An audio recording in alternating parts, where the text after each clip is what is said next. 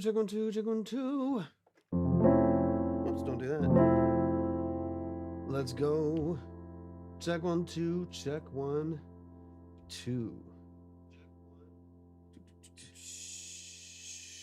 Let's see. Katrina's in the building. What's up, Katrina?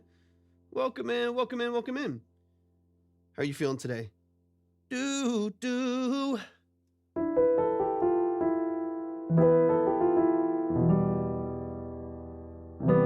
Let's go. Let's go. Let's go. Let's go. Monet, thanks for tapping in. Verseless is in the building. What's up, Verseless? Welcome in, welcome in, welcome in, welcome in. Y'all appreciate you hopping in. If y'all are joining the stream, what's up, Verseless? Good to see you, man. If y'all are joining the stream, if you're here for the first time, let me know where you're joining from. And if you make music, let me know what kind of music you make. I would love to chat a little bit before we get into some music. I know. Good to see you, Verseless. I hope you're doing amazing, man. Victor is here from Sweden. Welcome from Sweden, Victor. I appreciate you being here. JWB, welcome in. Is it, I can't read the name for now. It already passed, but thank you for hopping in. Real, thanks for tapping in as well. Justin's in here. Lisa's in the building. Welcome in, y'all. Welcome in, welcome in. Absolutely, absolutely. Yeah, we're gonna get into some music here in just a bit. We're gonna chat for a couple minutes, and then we'll open up the line. In fact, let me make sure I get it up on the other platform. Boom, up, ready to go. We'll open up the line, and we'll dive into some details. We'll get into some music. More options. Thanks for tapping in as well. Make sure y'all are tapping the screen, share out the live with a few people. Don't forget to send your heartbeat for the day. It does really help out the live stream, and I'll explain the whole structure of the live stream here in the next couple minutes. I'm just gonna get things flowing here just for a second. Emily, I got you. You're already up on the board. I already got you up. On the board, man. Thanks for tapping back in. Good to see you, man. I thought of a content idea for you. Let me know. Been busy. You should hold on. Let me read. You should see my list. You've been working like crazy, man. Slim, welcome into the building. Slim, I appreciate you being here. Kenna's in the building. What's up, Kenna? Welcome into the stream. I hope y'all are doing fantastic today. Welcome in. Katzen, welcome in. I appreciate you being here. Y'all keep tapping the screen. Share out the live with a few people. We're going to get rolling with some music here in just a little bit. Make sure y'all are sharing. Make sure y'all are tapping the screen, and we'll get some things flowing. Lisa's in the building. Hey, Lisa, thanks for tapping in. T-Wo, thank you for being here as well. If y'all are joining for the first time, once again, let me know where you're joining from. Let me know if you make music. What kind of music do you make? Slim, thank you for the follow. I appreciate you.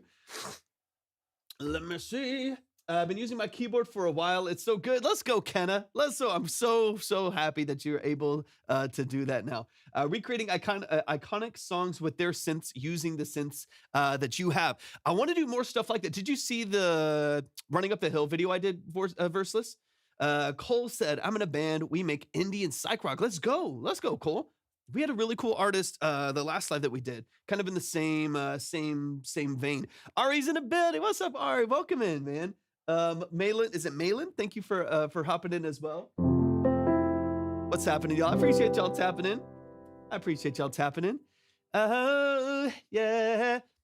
Dude, the unfortunate thing about like cedar season for me and my ridiculous allergies is the fact that I feel like I can't sing all winter. It's so brutal. You're a legend. I'm at work at the moment, so if I'm silent, that's fine. Okay, no worries, Emily. Let me know if you need me to save yours for another time.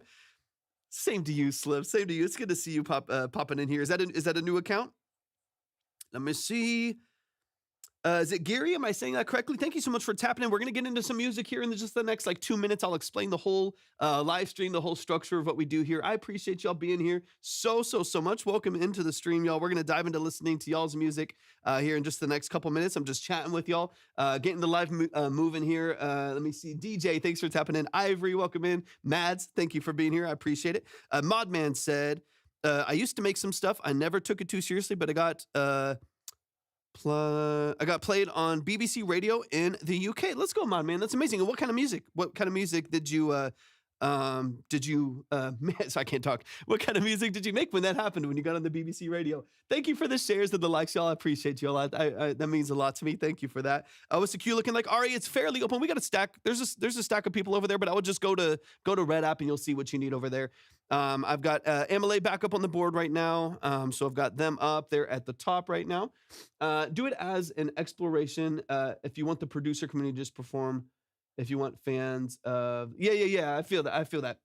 Justin Phoenix, I make praise music. You need to get in touch with Derek Bennett. You need to get in touch with Derek Bennett. He's a really talented. He does a lot of like cinematic worship music, but he's a real like cinematic, some rock stuff. But he's working with some really cool producers and some really cool, really cool musicians and vocalists and stuff like that. That'd be someone I would definitely recommend getting in touch with. He might hop in here in a second. He's here almost every single live. It was dance house type. What's funny is one of them I made in 30 minutes. This was before AI too. I know some people that work quick. I know some people that work really quick. Destra's in the building. What's up, Destra? Thanks for tapping in. Markeel, it's so good to see Markeel in the building. What's up, Markeel? What's happening? I hope you're doing fantastic. Sounds good, Markeel. I'll double check after the live. Yeah. Sounds good, Justin. I'll double check here in a second. Yeah, okay. Let me go ahead and get into the spiel of the live stream. Justin, I have the email, but I don't think I have a submission from you. So I'm gonna get things moving here. Smith, welcome in. I appreciate you being here. You done with moving that headache? I mean, I feel like it's constant. Really quick. I'll get into this for a second, and then we'll dive into the music. I'll explain everything. So we moved about 6 months ago, I think. Yeah, about 7 months ago, something like that. Twoja, thank you so much for hopping in. Anyone who's new coming into the music, or new coming into the stream, I appreciate y'all being here so much. We listen to all genres, all levels of quality and positioning in the industry and stuff like that. So we'll listen to a ton of, we'll go from a metal track to a trap beat to a house record to a country song. It's gonna be all over the place today. I already know. We're gonna dive into some music here in just a moment as well. But yeah, we moved, I think it was like probably about 7 months ago at this point, and I set up like my production studio here in the space, and now I'm in the process of like tearing the whole thing apart and redoing a bunch of things. So I'm like buying and selling and trading and bartering for a bunch of different things to kind of slim down some of the setup here. I had a bunch of stuff that I just really didn't use a whole lot of. I had like four or five different basses. I really only went to one of them. So I'm kind of selling all of them. Actually, I'm selling another one on Sunday. I'm selling all of them to just get like things slimmed down and just get like certain things that I really like that really work well. Y's in the building. What's up, Y? Thanks for tapping in. And so I'm in the process of that. I'm selling some synths, selling some guitars. I'm selling, I had like 15 lights, and 10 of them I don't actually use. So I'm selling a bunch of those so I can get a couple just, higher quality lights and stuff in here. There's Derek Bennett. We were just talking about you a moment ago. If Justin's still in the chat, that's who I was talking about, but Derek Bennett, thanks for tapping in. Anyways. So yeah, it is a mess. It is a mess. So like right now, like I have this production desk right here. I want to sell this desk because I had someone custom make me another rack. It's like a 24U rack that I'm going to have on the side that I can put all my gear in. I actually don't want, thank you for the heartbeat, Derek. I appreciate you a lot. I actually don't want all of my gear racked in the desk because I want to be able to make more content. I want to be able to do top-down views. I want to be able to like, I want to be able to like talk through like different synths that I'm using and lay them on like a big, large form flat desk, and then have my monitors and everything racked, or I'm sorry, mounted. I already have my studio monitors on stands, but my screen monitors I want to have on the other side. Custom side rack is the wave. Yeah, that's what I'm doing. A buddy of mine does some woodwork. He's a really talented musician that I'm working with right now. I'm doing some cinematic productions for him, some like contemporary cinematic opera productions for him. He's super talented, loves woodworking, so I got with him. He's going to make me just a nice solid wood side rack. I think I'm going to do like 24U on one of them. I might do a second one with him for the other side, but this will allow me, got you, Derek. I appreciate you so much. Young DK, thank you for the follow. This will allow me to get all of my, get my preamps, get my, ADAT preamps, get my interface, get my splitters and everything like that off to the side, so I can do like synth videos on here, like bring the Juno over and like tap into this whole world right here. So it'll be fun. Okay, let me answer a few questions that we'll get into some music. Destra said, I'd actually fly over to America to work on something with you. Destra, I'm trying to get out of here too. That's a lot of love though. Where do we send music? I got you. In 2 seconds, I'll explain all of that. Hey, thank you so much, Verseless. I appreciate you. I appreciate you a lot, man. It's good to see you. Destra, unload the question. I got you. Have you looked into Musiversal? You can hire a full orchestra for pretty cheap. Yeah, I have looked into Musiversal. I've looked at even just like working with Musiversal as a musician. It's not something that it's not really a pain point for me to like find session musicians or work with session stuff. It's like $200 a month, I believe. Samo, welcome in. I appreciate you tapping in, man. It's like $200 a month, I think, to be able to hire session musicians from there.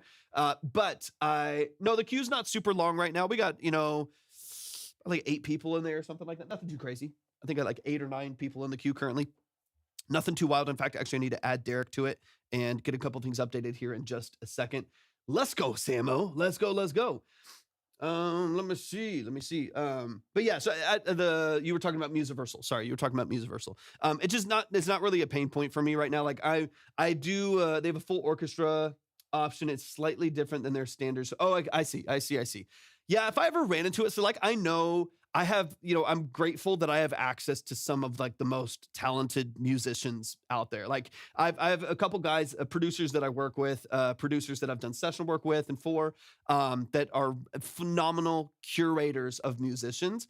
And those people, like I have access to a Grammy nominated pianist. If I needed another one, someone who's a bit more jazz centric than what I'm doing. I have access to Grammy winning trumpetists, and I have Gunner's in the building. What's up, Gunner? A couple like Grammy winning and like nominated phenomenal musicians. I have access to a great cellist and a couple other so this hasn't been the pain point for me or anywhere near worth the money when I have people around me that are just there, or I'm just doing it myself. I'm tracking drums myself. I'm tracking synths myself. I'm tracking, vocals. I've got acoustic, electric, and bass guitars in here. So unless I like really had like a big crazy project, where I needed like a 30 people, something crazy, then I'd maybe do something like that. But even then, I'd probably just bring in my cellist and then stack a bunch, and then layer that with Spitfire or something like that. I also want to learn. So like, here's the thing too, is I get a little prideful and I get a little bit isolative with my music and stuff, to the point where like, I'm like, well, I'll just learn it. That's how I got into music in the first place. I was like, when I started producing music, I was like 12, 13 years old when I started producing. I started producing music and I was like, I don't want anyone else to have to be a part of this process. And so I started teaching myself how to mix, and then actually got trained in studio. But a lot of that was just not because I thought I was going to be some phenomenal engineer and built a whole like business out of it and stuff like that. It was because it was a pain point that I had. I was like, I'd rather just fix it myself and not have to rely on anyone else, because people are unreliable. So that's a little bit of even some of the reasoning behind why, Samo, thank you for the rose, why I even got into engineering in the first place. I was like, you know what? I'll just do it myself. I'll just do it myself. And I have for 15 years, 18, or no, longer, much longer than that. Okay, y'all, let's get into some music. Derek, I got you. I got your email. We're going to dive into some music here. Let me update this line really quick. And then, let's dive into some music. I will give the full spiel. Boom, you're ready to go. I got you at the top of the list. You're ready to go, Derek, and I got your email in as well. That should be updated over on the Red app if you want to see the line, which I would encourage you to do so. Just go check the Red app. You'll see everything that you need over there. If you're over on TikTok, please do me a huge favor. Tap the screen, share out the live. Don't forget to send in your harmony for the day. It does really help out the live stream, so I'd appreciate it a lot. We're going to dive into some amazing music tonight. I've already got a couple people up here that I'm very, very excited for. So we're gonna dive into it. Did the ice storm get you this week? No, not at all. I mean, there's some like slippery patios. That's about all we got, man. South Texas is so like random and sporadic. You never know if we're gonna be like locked down for a certain amount of time, or hold on, I'm unplugging stuff, or if it's gonna be 75 and sunny and they lied about everything. It's very, very strange. Okay, really quick, let's get into some music. Nashville got wrecked. Dang, I know. I mean, a lot of like Central America, like the central belt of America, got really, really messed up. We have some people. I mean, some of y'all know, we used to live in Dallas about 6 months ago before we moved back here to San Antonio. We were in Dallas for 2.5 years, and up there it was a lot worse. Like we knew people that were under a foot of snow in some spaces. And then I also know some people in Oklahoma, some people in North Carolina. Like they just got messed up. It was really, really, really crazy. Barry, thank you for the follow. Okay, y'all, quick spiel before we get into the music. If you have never been here before, welcome to Track Talk. Welcome to the live stream. I really appreciate you tapping in today. If you haven't been to, Deb's in the building. What's up, Deb? Thank you for the heart me as well. I see you in here. It's sound in the UK. It's a little bit more chill there, or it sounds like the UK. Is that what you're saying? Anyways, if you've never been here before, what we do here at Track Talk are 20 to 30-minute long form detailed consultations on the structure of your music. So these are, like I mentioned, 20 to 30 minutes long. We typically go into the details of your music 2 or 3 different times. So we're going to listen to your song 2 or 3 different times and really get into the nuances and the details of what you're doing practically and creatively. This is not a quick review. There's no trash or pass. There's no ratings. There's no polls. This is a long form 30-minute consultation deep dive to get into the structure of your mix and master, your production elements, your sound design, your lyric and song structure and formatting. It's a deep dive into what you're doing creatively and practically. So if that is something that's weird. Thank you for the follow. I appreciate it. If that's something that's interesting to you, thank you for the gold. What is it? A golden something. It doesn't say on my whole stream. Thank you for the golden something over there. It doesn't give me the full name. I appreciate you so much, Deb. Thank you for the love. If y'all are interested in submitting, go to my profile and click on the link. You'll see all the details right there in order to submit. I've already got a chunk of people up on the board, so we're gonna get moving into some music here pretty quickly. It's gonna be probably a slightly shorter live today. Nothing too insane. That's weird. Thank you so much for the heart, me. I really appreciate that a lot. Okay, so yeah, if you want to get into the details of your music, that's what we're here to do. Like I mentioned before, this is not a quick review, no trash or pass ratings or polls. We're going to dive deep and offer you some practical, professional, and actionable feedback on the structure of your music. For those of you who don't know, my name is Torvik. I am a full-time audio engineer, producer, and session musician. That is what I do for a living. I've done that for 13 plus years. I'm also a classically trained pianist and musician. So if you are looking for someone who can really hone in on the details of what you're doing, that's what this live stream is all about. I'm not here to roast you. I'm not here to trash you. I'm not here to like tear you down and stroke my own ego. I'm not here to hype you up and give you exposure. If that happens, fabulous. If you get exposure from this, that's amazing. It's just not my priority. It's not what I'm here for. It might be a byproduct if that happens. If the algorithm happens to pick up, cool. That's fun. But that's not really what I'm here for. It's not really what my priority is. My priority is to offer as much value as I can and to really get into the details and the structure of your music. Once again, if that's interesting to you, if you would like to submit your music for a 20 to 30-minute detailed long-form consultation, go to my profile, click on the link. You'll see all the details right there. D Busy's in the building. What's up, D Busy? But let's get straight into some music, y'all. It's time for our first track. We got Derek Bennett in the building. I have a couple people that did send in that only that didn't read the whole thing, obviously. So definitely make sure, for those of you that did just send emails, and I got a couple of them, please make sure that you read through and follow all the details there. That way, we can actually get you up on the board. We want to make sure that we got everything in order. What ADAT preamp would you recommend? That's great for outboard. Basically, what gain, staging, bypass. It really depends on your budget. Mixed by Sam. Depends on your budget. I have some really cheap preamps that honestly have treated me well for like 6 years. I have some Behringer. It's the 8200 something. Let me see. The Ultra Gain. I forgot what it's called. It's like the Behringer 8200 or something like that. It was like $170. I've used that to track my drums for years and years. There's like $180, something like that. $180, 8-channel ADAT preamp. So it allows me, I use an Arturia Audio Fuse 16 rig, which has, let me see, I want to say 16 line ins direct and up to 16 ADAT. So I use 8 of that ADAT. And 8 of the ADAT in to run to the Behringer, and I run all of my mics through that. So I have my Snake running into that from my drum set that's over here to the left of me.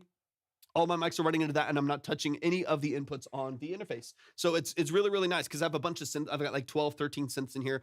Some of them are stereo, so that takes up a big chunk of my inputs, right? Especially if I'm running in line for all of those. So using something like that, $700. I mean, also kind of depends on how many. Universal Audio has one, I think, that runs ADAT. I'm pretty sure that it runs ADAT. Is it the 710? Let me see really quick. I think it's the 710. There's one that I used at another studio. I really, really liked it. Let me see if I can find it really quick. I think it was a 710, the silver one. Audio Fuse 16 rig. That's my audio interface. It's my favorite interface. I love it. Let's see. Universal 710. So no, that's not the one with the ADAT, but that is the one. Oh, actually, okay. Let me see. There's another one. When I had this one in my studio in Dallas, and I used it with one of the studios that were next to me. There's a cool collector studio next to me. It's a cool production space. Let me see. goodness, what is the name? What is the name of it? It was an 8-channel preamp, a little bit outside of what you're seeing, but you could about your range. But I think you can find them used for about that much. Why can't I think of the name right now? I'm usually really good at chopping the names. Yeah, Audient. It's the Audient ASP 800. That's what I'm talking about. The Audient, but that's it was the ASP 800 is what it's called. So that's this one. I used this one in Dallas for a little while. And ended up selling it to the guy that was in the studio next to me. But it's the Audient ASP 800 8-channel microphone preamp. It's $1,200 new. Obviously, it's a little bit outside of your $700 budget, but I have seen them for like $700-800 used. Like if you go on Reverb or eBay or look on Marketplace every once in a while, you might be able to pick one up for like $800, something like that. And you're actually going to get 8 channels of ADAT preamp. Those are really, really nice. Those are really, really nice. I actually have used one before. Not a ton.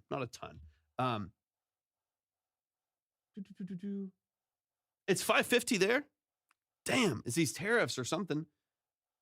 That's crazy. Hold on, let me look at something here. I want to make sure this is. Yeah, ADAT in.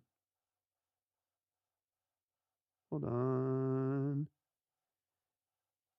Yeah. Yeah, you do. Yeah, you do get ADAT. You do get ADAT for the ASP 800. Some say, Mr. Vic, the Stash Master is pretty good on the keys. I like to tinker. Time mine. I like to tinker.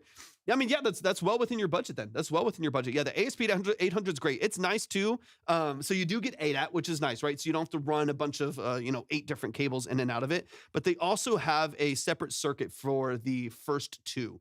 Yeah, it's a link with my 18. Oh, I used to have an 18920. I sold it a while ago. I've gone through a bunch of different rigs where I've had like a stationary studio, went mobile for a couple years, went stationary again, sold everything, went mobile again, and got now I'm stationary again. But I used to have my first studio space that I built out of an apartment. I had an 18920 in there racked up. And it was great, like decent preamps, a lot of versatility. Like it's a fine set of preamps there. It's like okay, especially for the price. Like it's hard to get that many ins and outs for that amount. So yeah. Anyways, check out the Audient. The Audient is going to be a good expansion for you. To get 8 preamps. Like if you want to track some more synths, a couple other like always routed drums and stuff like that. That's initially what I had before I sold that and got the cheaper one, the Behringer that I just use now to just basically direct signal all of my mics in. Before I did that, I had the Audient and it did a great job. It's really nice sounding. All right, y'all, let's get into some music. Boss Man's in the building. What's up, Boss Man? Let's get this updated real quick. Yeah. All right. Let's dive in. All right, y'all, keep tapping the screen. Share out the live with a few people. Let's get into some music. Singing Star, thank you for hopping in. I appreciate you being here. Y'all keep tapping the screen. Share out the live with a few people. Let's dive into some music. We've got Derek Bennett in the building, so we're going to run this track first. Once again, if you would like to submit, go to my profile, click on the link. You'll see everything you need right there. 66. Welcome in. This is Derek Bennett, When I Get to Heaven, featuring, hold on. Is this the right email? Yeah, there we go. Okay, featuring Paola Barba. Let's get into it. This is When I Get to Heaven, Derek Bennett. Talk me through what you're looking for. Step 1, book touring. Step 2, planned world domination. Step 3, release the track once dominated. It's time. It's time for Time Mind this summer. Let's get this downloaded and let's get into some music. All right, let me get this downloaded real quick. Let's get the tracks rolling here. And then let me know really quick.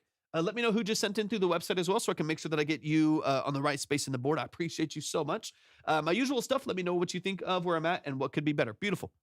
Let's get into it, man. This is When I Get to Heaven by Derek Bennett. I'll go to my profile, click on the link. All the details are right there. It's time.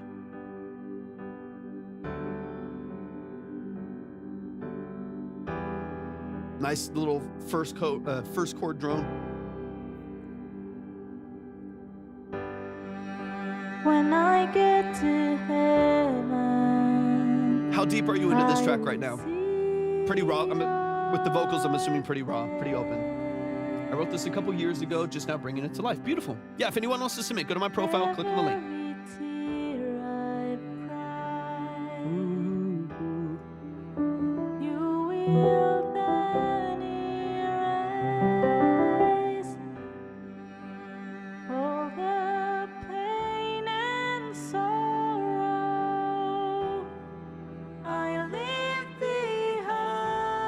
Is that you, or is that someone else? There's those big drums. MC, welcome in. Good to see you, man. Let's go, Derek. I love to hear you singing more, man. I really do. Diego, welcome in. Good to see you.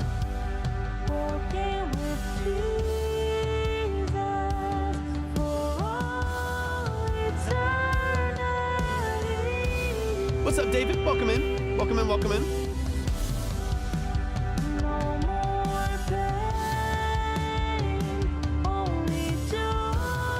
Let me know who submitted through the website really quick.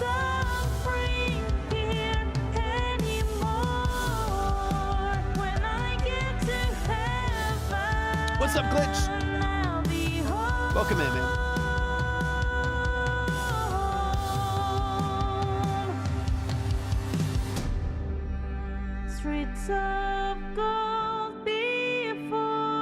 She's got such a good voice. Such a good voice.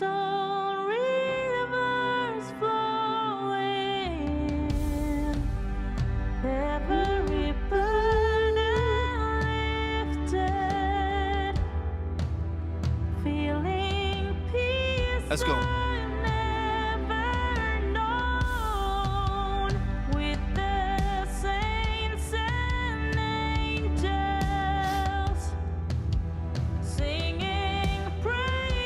I love hearing more of your vocal in the background, Derek.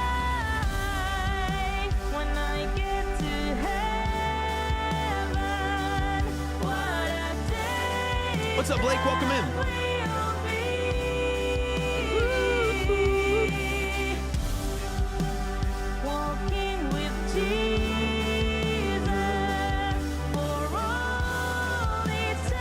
Menace, welcome in.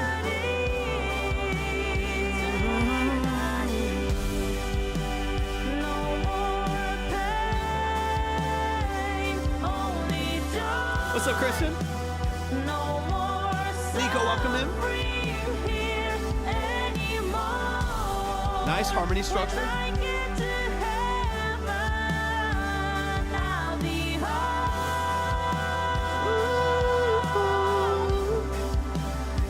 Yeah, go to my profile and click on the link. All the steps are right there.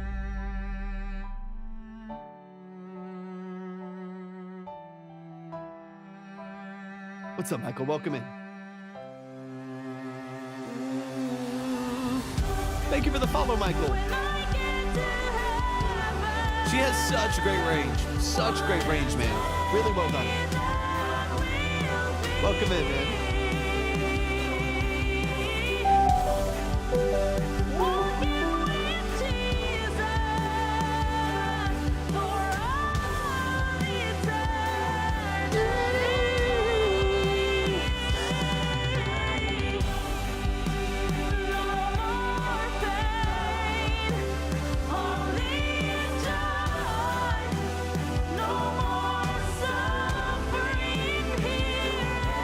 Yeah, the drums make such a huge difference, Derek.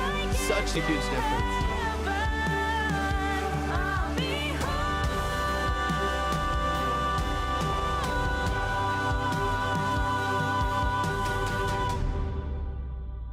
Let's go. I like the choir stacks are really impactful as well. Y'all show some love, show some love, show some love, show some love. That is When I Get to Heaven by Derek Bennett. We're going to dive into some more music here, and we're going to go back through the song and get into the details of it. I see a couple of y'all coming in as well, asking some questions on different platforms as well. If you would like to submit your music for a consultation, just like we're doing here, where we're going to dig into the details of your music, dive into the structure, dive into the formatting, mix and master production elements, sound design, songwriting, all that stuff, go to my profile, click on the link, and just read through and follow all the details. We'll get you moving right there.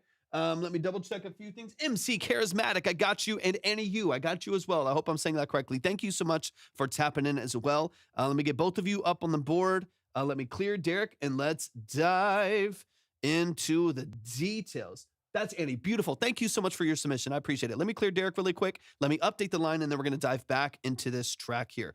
Let me get MC Charismatic in the building. That's one of the family, one of the OGs. Charismatic, charismatic. Oh. Let me see. 10. And then Annie, I got you as well. Let me get this updated. Let me get Charismatic moved up. Do. And let me get Annie on here. Fabulous. Let's go.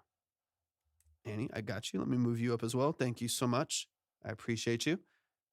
All right, lines should be updated. If you want to check the line's over on the Red app. Just if you want to find why that is, you can just check our other streaming platforms.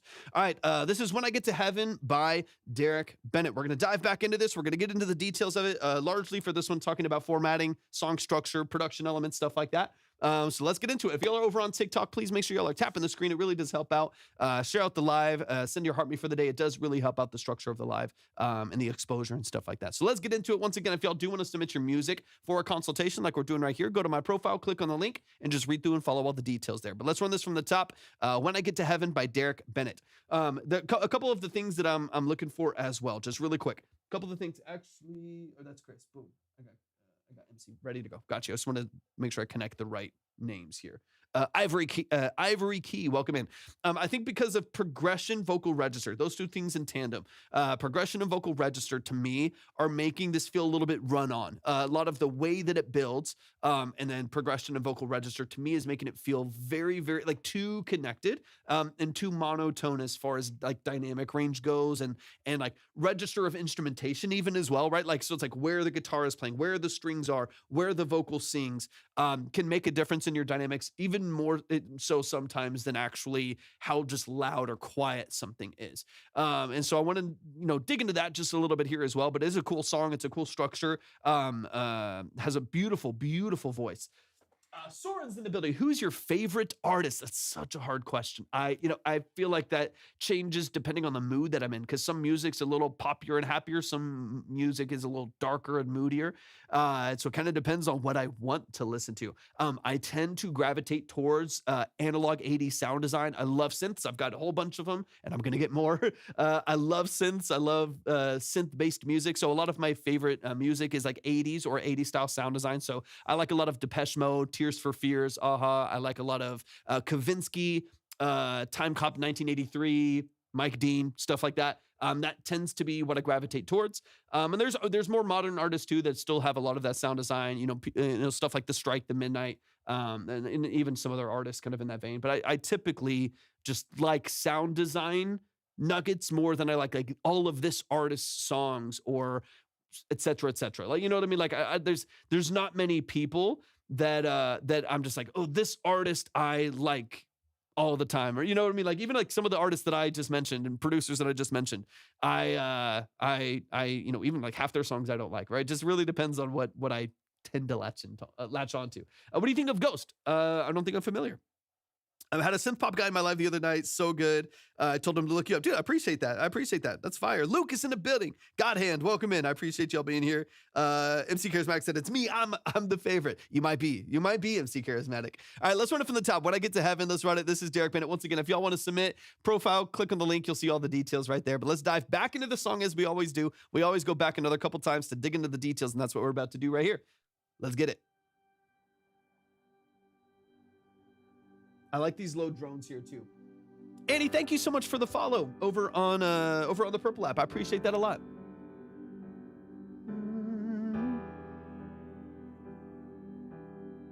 And you have like a very like simple, 1-4 or 1-5-6-4 kind of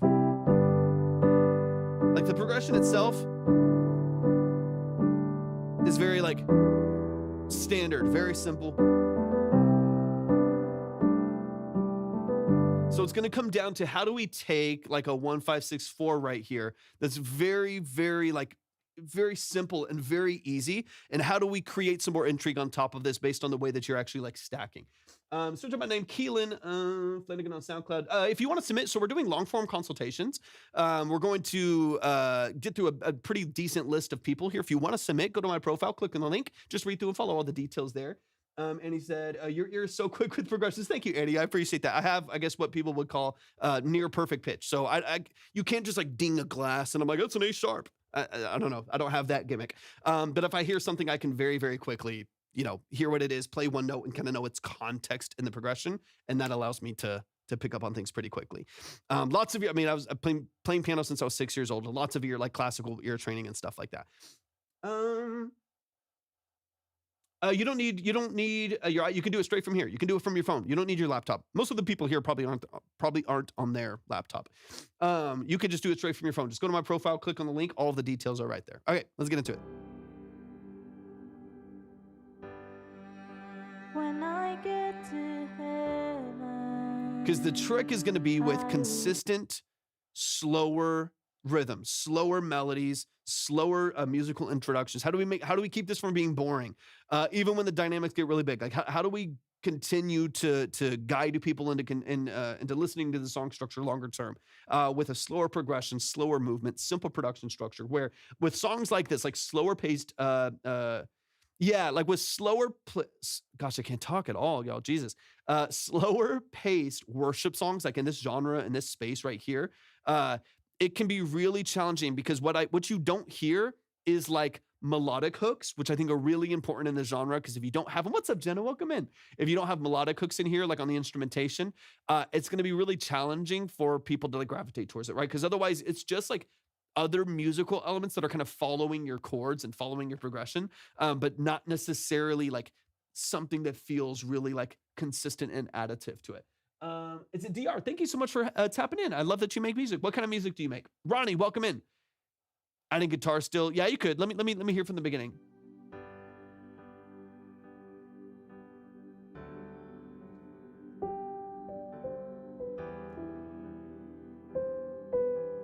So like my suggestion, of course, dude, of course. I love that. Cake Portnoy, welcome in.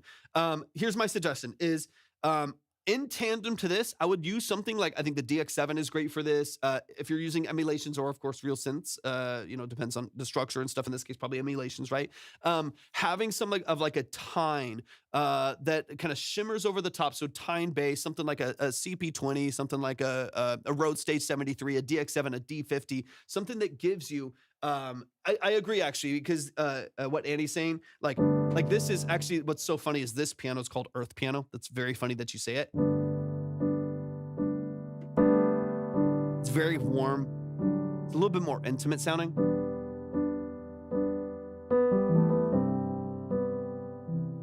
Right? A little darker, a little bit warmer. The piano that you have in the background is more of like a stage grand. It's a little brighter. It's a little more, I mean, you know how much I love like the 80s, but it's kind of like 90s workstation piano that to me is like a little direct. So I think you can filter that down, reverberate a little bit differently. I've got a good Rhodes, beautiful. So what I would do is with the Rhodes, with a DX7, with something like that, right? Something like an FM synth or like a tine-based electric piano with a bunch of reverb, some chorus and stuff like that. It would be really nice to then bring in a lead melody over the top that's very, very subtle, right? So if you have this is carrying like the vast majority of your just progression underneath. I would make sure that you have kind of a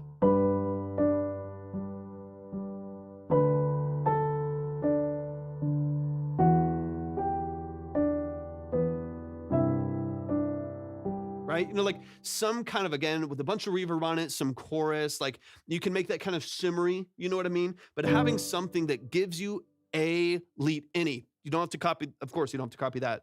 Find whatever works for you in the structure of the song, but having some additional structure that doesn't feel too monotonous. Also, so that you have something to give and take away in the song. If it's just additive, so you start with just piano, you add some strings, you add some layers, it can just sound too simple. There's no like hook that you're offering and then removing from the structure to make it interesting and engaging to listen to. So just something,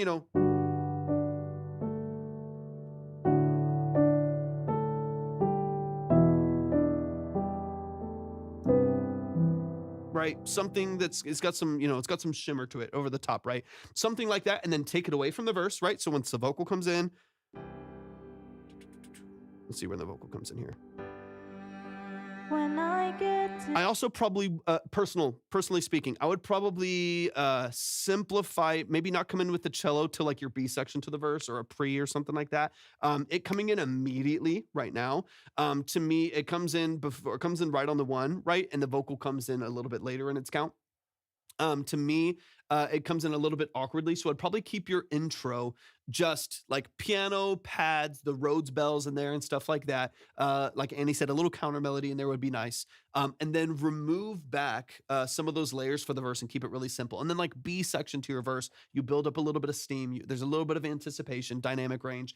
You add in the cello, you add in one other little plucky synth that gives you rhythm. You know what I mean? Like something really subtle, but it gives you a bit more dynamic range, gives a little bit more like intentional energy to the track. So it doesn't just feel like layers to the same progression and chords and stuff like that. Okay, let's go a little bit deeper into this. Matt's in the building, or Maddox. I think it's Maddox, right? Thank you so much for tapping. I would love to listen to the structure of your song. If anybody wants to submit, we're going to do what we do right here, these long form consultations. Each of these take like 20 or 30 minutes. Go to my profile, click on the link, and click on Track Talk Submission. Just read through and follow all those details. heaven, I will see your face. Because you hear how everything's so slow, you know. These are whole notes, you know, right? You know, just okay to heaven, I see your face. And it's like it's pretty, but it's moving slow. So what you probably want to keep in mind, and the cello's doing the same. You're going backwards here, you know. Everything's very legato, right? It's very slow moving, slow attack. So what I would probably do is you can start there. We just can't stay there for very long, right? Like you can keep that structure there for like your first 4 measures. Any longer than that, people are going to fall asleep, even if it's beautiful sounding. That might be why they fall asleep, right? But it's going to be it's too long with too little of a rhythmic structure. That's where I would bring in like a really, really light arpeggio on the 1, probably. In this case, that would be the G. Bring in just like, you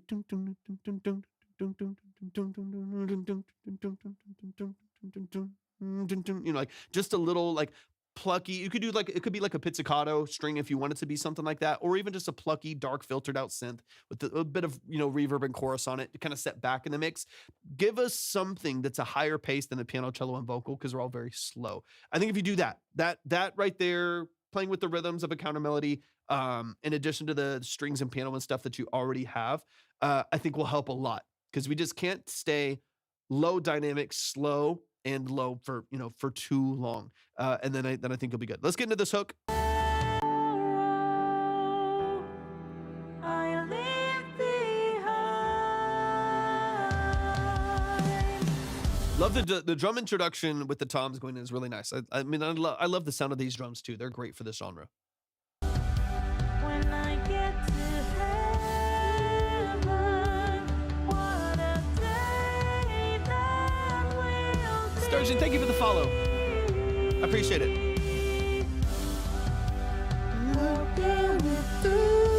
It's a really good melody. You have good repetition and good structure right there. So I'm as far as what's happening on the hook, I don't really mind it. I don't really mind it. I think it's just gonna be about balancing and mix and stuff when you get there. Only joy, no more Charlie, thank you for the follow. I appreciate it. Valerie, shout out to Valerie. when I get to heaven, I'll be home. So, and then the other thing that I would just keep in mind is like this drum programming here. There's nothing wrong with it, right? It's cool. It's dynamic. It's got a lot of energy to it, but it feels like a build. The way that it's structured feels like it's constantly building energy.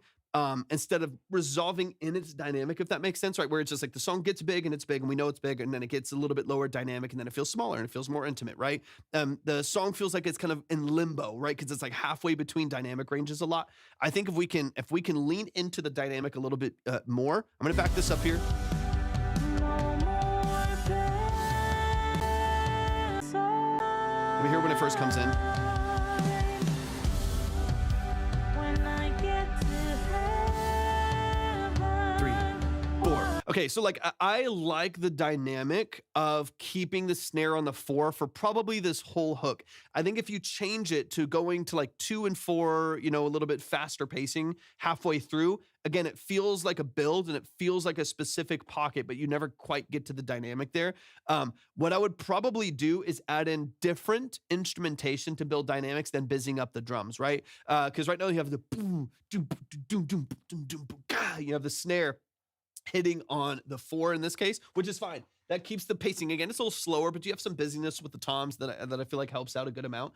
It opens it up a little bit more, but I think you can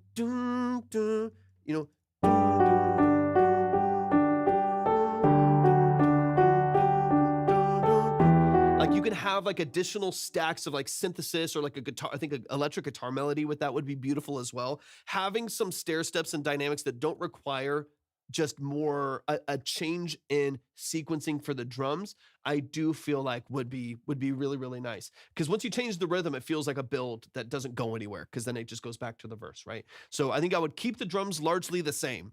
Honestly, small changes maybe, but keep the main structure of the drums, the snare on the 4, so on and so on. Keep all of that on the 4 count in this case. Keep all of that largely the same and use instrumentation to add busyness, to add rhythmic structure, to add dynamic and stuff like that. I think like a faster, because right now everything's really slow, right? So having a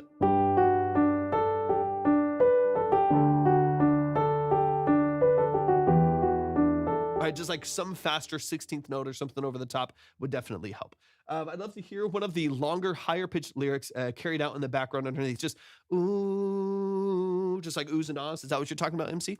All right, let's get into the second verse. No Latitude, more welcome in. Good to see you. spring here anymore. When I get to heaven, Just yeah, oohs and ahs in the background. Nice stack, choir stack.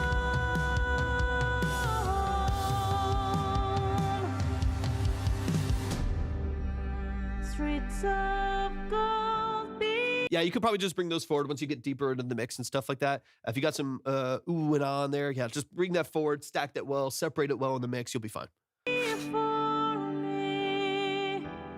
Gracie, welcome in. Crystal rivers flowing, every bird I don't mind the dynamics here. This is a good split, bringing it back down here. I think the energy there is fine. Sound design's fine. We need to balance on the cello in the background, because right now it's such a lead that kind of steps on the toes of the vocal. But once that's positioned, balanced, in the background of the mix a little bit more, I think that'll sound a little bit more cohesive. is high. When I get to heaven, what I like the way this opens up, especially if you don't go too big too early with the other drums, right? Where you go have it on the 4 and then you increase the tension by going a little faster on the drums, like we already talked about, doubling it. If you don't do that, that leaves this being a little bit more dynamic once these drums build up, and that to me offers a lot. for all eternity. And I definitely, I know this happens later on, but on these main hooks, so like first hook and second hook, even because the first hook already has a pretty good amount of energy, I would definitely want some third note harmonies in there. On those third notes right there, I would definitely want to make sure that we have like a third. I'm sorry, on those melodic notes right there, I want to make sure that we have like a third harmony on there, because it definitely needs it, not just the octave stack moving.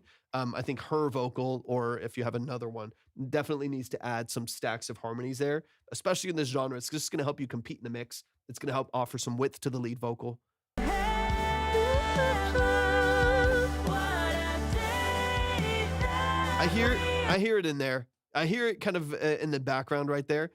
So those probably just need to be balanced. I don't hear it after this too much, but I want to dig into that just a little bit. Emily said, Torvik, just wanted to say you've helped me so much with understanding how to produce music. Dude, thank you so much, man. I appreciate that. I appreciate that a lot. Dylan, welcome in. Yeah, just not mix. I hear it there. I'm hearing it here the more that I get into it. What's up, Dylan? Good to see you, man. I appreciate you hopping in.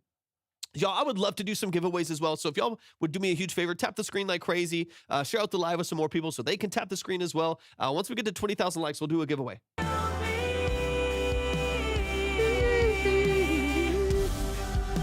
Thank you, Dylan. walking with Jesus There's none right there, right? for all eternity. There's only, so I hear harmonies earlier than this, but on this last part right here, because I heard the first ones, those aren't here. So definitely make sure, because I heard those other ones, I hear them on the left side a little bit more. They're pushed wide. These early ones here, I'm sorry, these the B section right here, they're not present. We don't have any of the third note harmonies there. Cyan, is this a sign from the other day? Cyan, welcome in, dude. Thank you so much for the follow. Is this a sign that I listened to just a couple days ago? If it is, I am so glad that you're here, man. Welcome into the stream. Just for fun, welcome in as well. So if you're going to do throughout this hook structure, definitely make sure that you have the third note harmonies on either side. Wait, why not? Why not, Dylan? Why are you saying that? Dude, thank you so much for tapping. Dude, you're amazing. You're so fire. You're a really, really talented producer, man. I absolutely love what you do. I'm a fan. Yeah, you can submit though. I only have time for 5 more, so you can, yeah. Let me see, 1, 2, 3, 4, 5. I'll just need to update minimums here really quick since it is last 5. Yeah, anybody can submit. Anybody can submit up to like the last 2. I only close it after the last 2. I just need to update this real quick. Because of how many I do have. I already have like 12 people on there. But yeah, anybody can submit at any point. Just for fun, thank you so much for the heart me. I appreciate that a lot. Yeah, line should be current. So yeah, you could submit. You can put yourself anywhere on the board. Just keep track of how many are there. Of course, man. Of course, yeah. Crazy, man. The song that was your girlfriend sent it maybe, or maybe is my brain making that up? It's been a couple days. My brain has been out of it. So talented, man. Really, really good. Really, really good stuff. Okay, so yeah, I would just make sure that you add the third note harmony all the way through the hook structure, or at least in the da da on those like last leads. Make sure that you still have the third, right?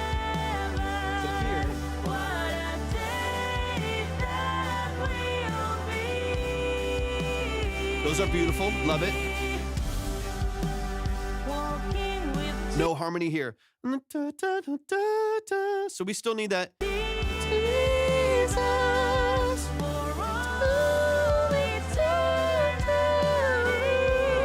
We still need that third note on the outside stacked with your vocal. So definitely make sure the harmonies carry through, because carry through the hook, not just the first half in the A section. Make sure that it carries through. Otherwise, you lose like some steam, you lose some width, you lose some dynamics there. I do hear them in the A section, but just make sure that it carries through. All right, let's get into the outro here really quick and we'll move on. Let me just double check really quick. I'm getting some notifications.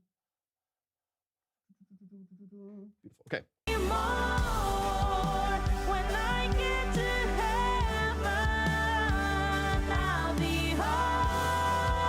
Love those harmonies. Beautiful. Okay, now there's something in particular I want to get into on the last hook here. I think when her vocal goes a little bit crazier, she moves around a little bit more. I just want to have one idea there.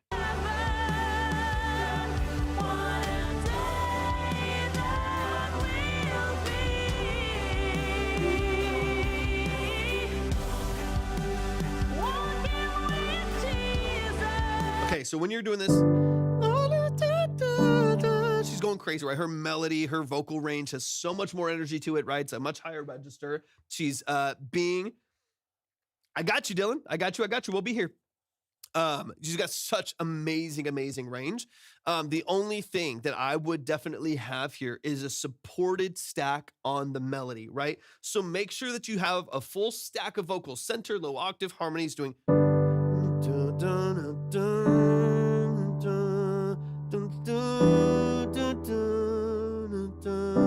and it's consistent. It's always there. It's always stacked. It's always harmonizing.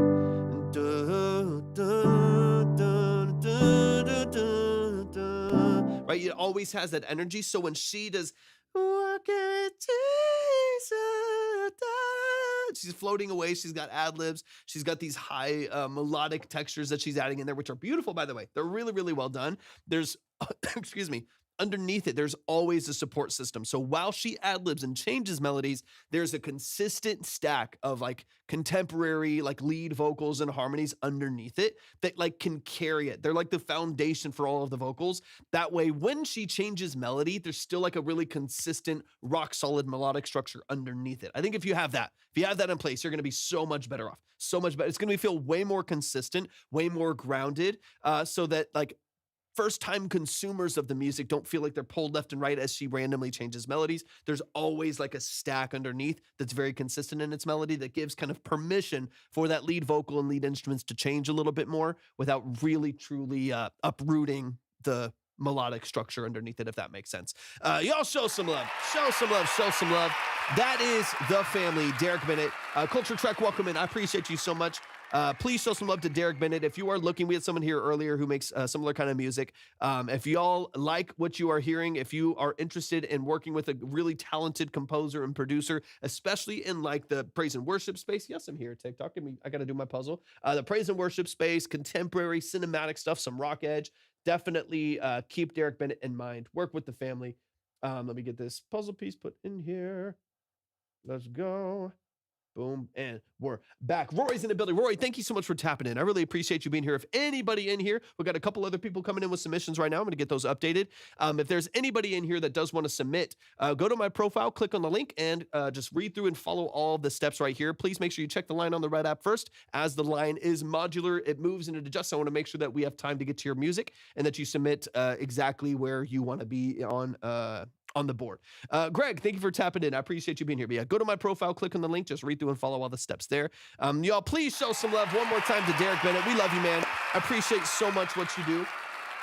Let's get these things updated really quick. Sorry, I'm responding to other messages and stuff really quick as well. Okay, we got Annie in the building. Annie, hop in the chat. Annie, hop in the chat. Let me pull up your track here really quick. And then we're going to let me get this track downloaded. I'll read through what you got here as well. Let's go. Thank you so much for tapping in. We got Bread and Butter by, is it Annie with a comma? Is that the artist name? Got you, Dylan. Got you. I already have this track pulled up, reading through their stuff, so I'm going to go through Annie's track, and then I'll skip yours straight to the top as well, Dylan. I appreciate you so much, man. Thank you for tapping in. To get some feedback for an upcoming release this April. Let's go. I'd say I'm 75% complete, and yeah, the comment's supposed to be silent. Gotcha. Okay, sorry. I was like, wait, hold on. Sorry. I saw the at the where it says bread and butter. I was like, hold on 1 second. I was like, silent. Hold on. What am I reading? Makes my brain's not working today. I'm so sorry. That makes a lot of sense. I'd say I just put all my socials as Annie with the comment. Okay, nice. I got it. I got you. It took me a second because my brain is it's gone. I don't know what's going on today. I'd say I'm 75% complete in this track to finally get it mixed and mastered. I'm looking for any general audience feedback and anything you might feel like is a little bit lackluster. I'd love to hear your thoughts and how I can increase the chance of radio play and playlisting for this. Looking forward to hearing from you. Let's get it. I'm so excited. Give me some details, give me some context really quick as well, Annie, on the creation of this track and the role that you specifically play in it. So talk to me about production structure. Talk to me about mix and master. Are you going to be mixing? Are you going to a studio? You're working with an engineer? Are you self-producing? Is it a BeatStars lease? Is it a, whatever it may be? Let me know I love context. I love details. It's my favorite thing. So drop some details in the chat. This is Bread and Butter by Annie. Let's dive in. I think I already got it downloaded. Should be good to go. Yeah, let's dive in. And then really quick, I am a rock and blues duo, Crimson Flame, and we have a track out, If I Was Your Woman. If you want to submit, go to my profile, click on the link, and just read through and follow all of the details right there. We're going to give you a full 20 to 30 minute multiple listen, deep dive breakdown of the structure of your music. So if that's interesting to you and you're looking for a really intricate, like nuanced breakdown of your music, then just read through all the details at the link and you'll see what you need to do. But definitely check out the line over on the Red app first, and you can find all of that. You can find all of that in my link as well. Chantel, thank you so much for the follow. I appreciate that a lot. I wrote the song last year in one night, and then my producer and I made the beat together. Beautiful, beautiful, beautiful. Let's get into it. Let's run it from the top. Woke up in the morning without you even knowing. Hey. Lipstick on your nose, messy hair and clothes. Didn't wanna break the wall, didn't wanna take the fall. I'm lost. Okay. You're lost. I love the feel already. Told me that you're tired, confused, but still admired how I get high. Calling out your lies. Hydra, where you been, man? Set an expectation, ready for a Let me see. The song's about how sometimes in a long relationship you get a little bored, but the little pleasures make it worth it. Beautiful, beautiful, beautiful. Let's get into it. short vacation. You're my bread and I'm your butter. Little bland but good together. All the little pleasures wanna have whenever we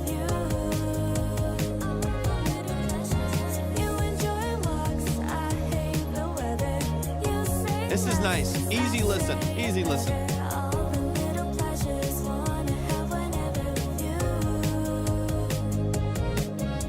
Every Friday dinner we sit a bit bitter. Okay, Hydra. bread and butter, Okay. Completely undevoured. The silence feeds the fire.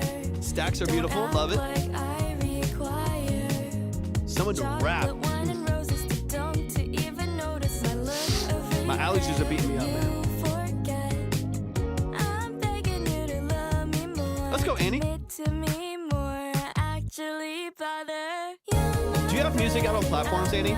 How long have you been making music? little plan, but good together. 25 top. Little pleasures wanna have whenever with you. Yeah. Retrograde. You enjoy I got you. walks, I hate the weather. You say less, Let's go. I say it Hell yeah. better. All the little pleasures wanna This is vibey. Holly, thank you for the follow. I appreciate that a lot.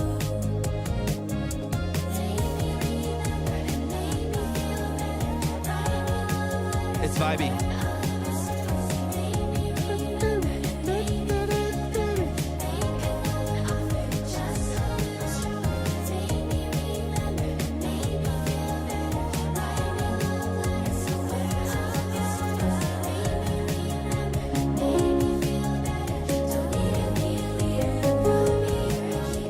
You're my friend, I'm your butter. Melt so fast when things get harder. Yet another reason to only leave on platforms, me in I'm a recording season or two. Yeah, I got you. I've been there. You enjoy Been there. walks, I hate the weather. You say less, 'cause I say it better. All the little pleasures wanna have whenever with you. Love the resonance of the synths and the sweeps behind that as well. Y'all, please show some love to Annie with a comma. It's silent, but Annie's with a comma. Go show some love to Annie right here in the in the chat. Thank you so much for sending this in. I really, really appreciate it. Love the structure of this. This is a proper, catchy, repetitive pop structure. Amazing job just on formatting. Like, I think some people, it's a balancing act. We talk about this all the time. So I know I'm beating this point up a lot, but we talk about this constantly, where there is a sweet spot between being hyper different and creative and really weird and quirky with your music, and also just giving people what they want, right? Like we were talking about this when it came to a track a couple days ago too, of just like, there's a balancing act, right? Like, you want to be different, you want to be crazy, and you want to be creative and interesting and stuff, but you also just want like people to want to listen to what you're doing. You know what I mean? Like, you want people to understand and feel grounded when they're listening to your music, no matter what the genre is. I feel like you do a great job of just like, you are really staying in line with like the balance of this genre, and like really tight dead drums, sweeping analog synth or emulations of it, right? And like a really nice stacked, bright, airy pop vocal. And it really I think offers something great to the structure. So let's get into it. This is Bread and Butter by Annie. Definitely show some love and support. You see her right here in the chat. Please follow. If you have music on platforms, I think you said okay, let me see. It's the first song I'm releasing after a huge rebrand, so I really wanted to build up a fan base. Beautiful. I love that. I'm a fan. Before I get a little weird, exactly. Like, it's like Beyonce can do a country album, but how long did it take it?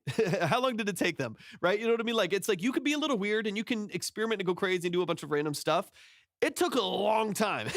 It took her being Beyonce for 25 years before she was like, let's do a country album, right? Like, you gotta really like establish yourself. You have to build trust. You know what I mean? Like, you've got to build some, and this doesn't mean you can't experiment. It doesn't mean you can't try. I like to try a lot of different stuff, right? I just love synths. You know what I mean? So synths in any genre, I tend to gravitate towards, right? So it's like, I like to try a lot of different stuff. You can experiment, you can try, you can tap into other genres and other modalities of music, right? And other versions and styles of music.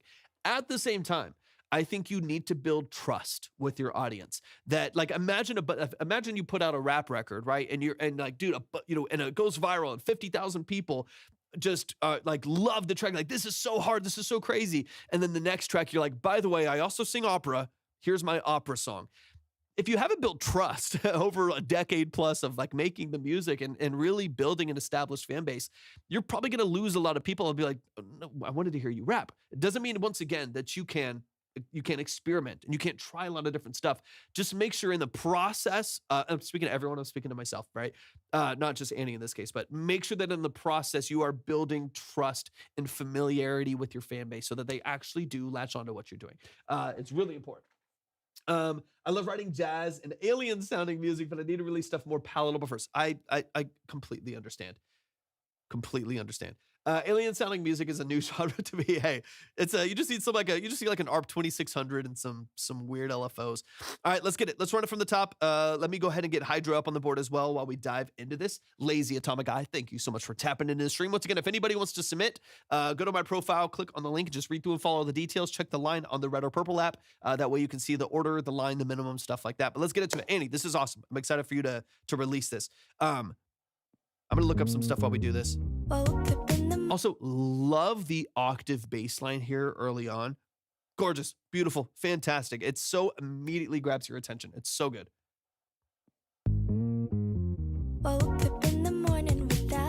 I see a little Juno, little wow in the background, low attack. Love it.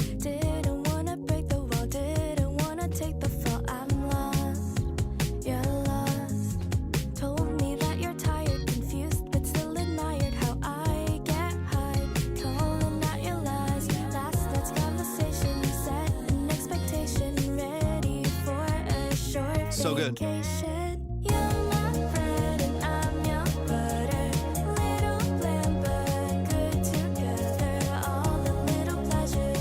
Exactly, Dylan. It's like just what's up, Zane? I appreciate you tapping in. Welcome in.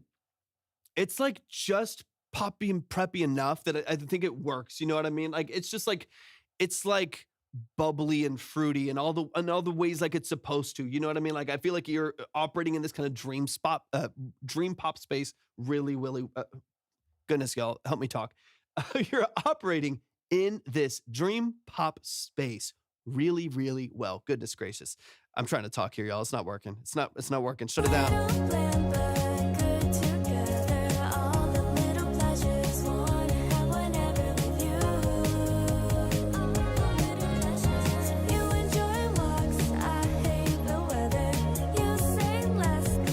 Okay, so quick note on the mix side, right? Just you said you haven't got this completely. Dylan said, "Damn it, Hydra." You haven't gotten to a full mix, right? Or have you? Remind me really quick if it hasn't been fully mixed and mastered. You're still working out some small details before then, right?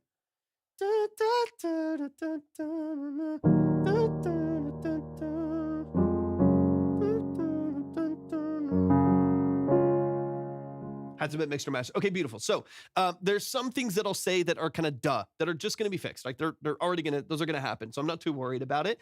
I don't want you to feel concerned about it at all. There's a couple things in the percussion, like the shakers. There's like an auto pan shaker and hat on the left and right side that can definitely be pulled back by just a few dB, just so that the prominence of high-end elements biases towards your vocal stacks, not like bright, punchy percussion that are panned left and right. Just because since they are like wide and they're moving around, it will kind of step on the toes of the lead vocal once you balance it, right? So like once you push, you get everything in order. If there's something that's kind of in the same frequency space and almost as loud as those vocals, but it's going back and forth in the mix, that's going to be a little bit distracting from these really, really beautiful vocal stacks in the middle of the mix. So I would love to pull those back by just a couple dB, 2 or 3 dB. And then we'll talk about one other little element that again will also just kind of happen in the mix. So I'm not too worried about it. More, I guess what I want to do is like point you in the right direction of like what I think you should look for as far as what you get out of this mix and some things that I would kind of point your attention towards. Samuel, if you want to submit, go to my profile, click on, and then Zane as well. Yeah, if y'all want to submit, go to my profile, click on the link, and just read through and follow all the details. Definitely make sure that you check the line over on the red app, though. Of course. There's an artist I want to bring up too. Let me see.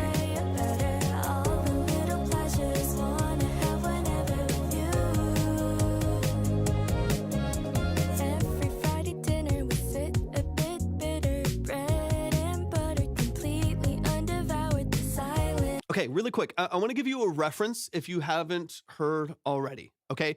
Let me double check a few things here. Have you heard of Juliet Ivy? Let me know. Let me know. I want you to, if you haven't, we'll talk about this just a little bit.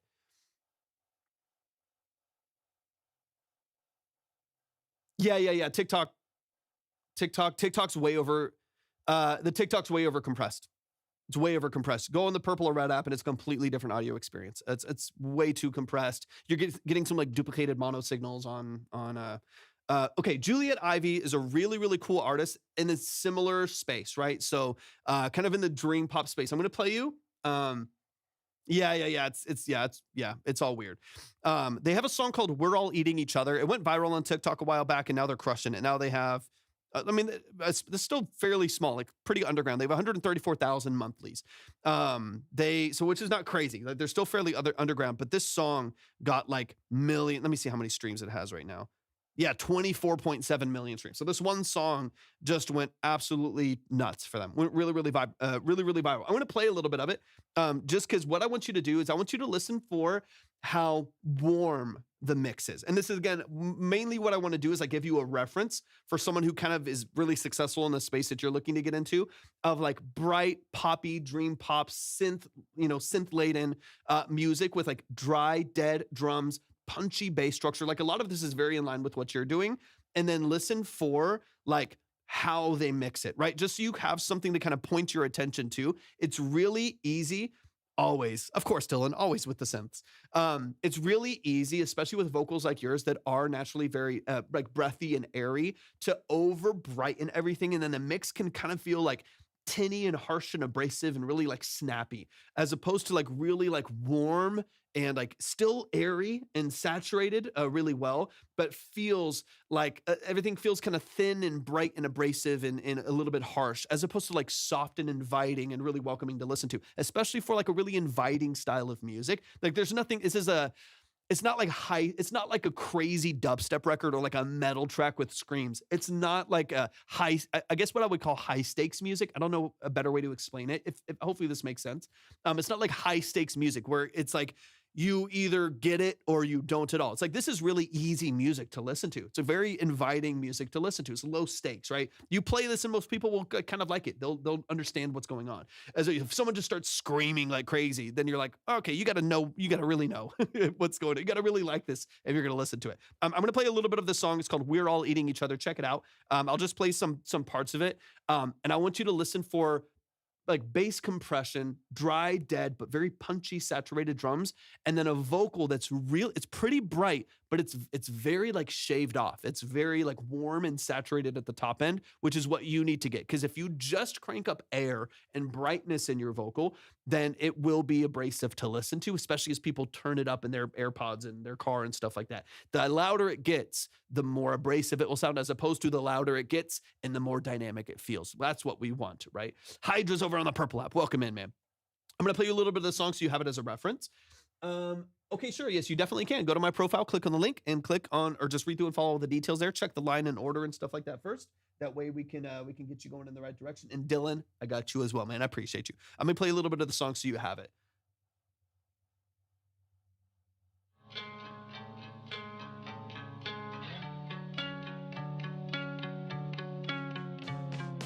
What's the point of living without So mainly listen for like vocal structure here. So we validate our fantasies to feel like we are special inside.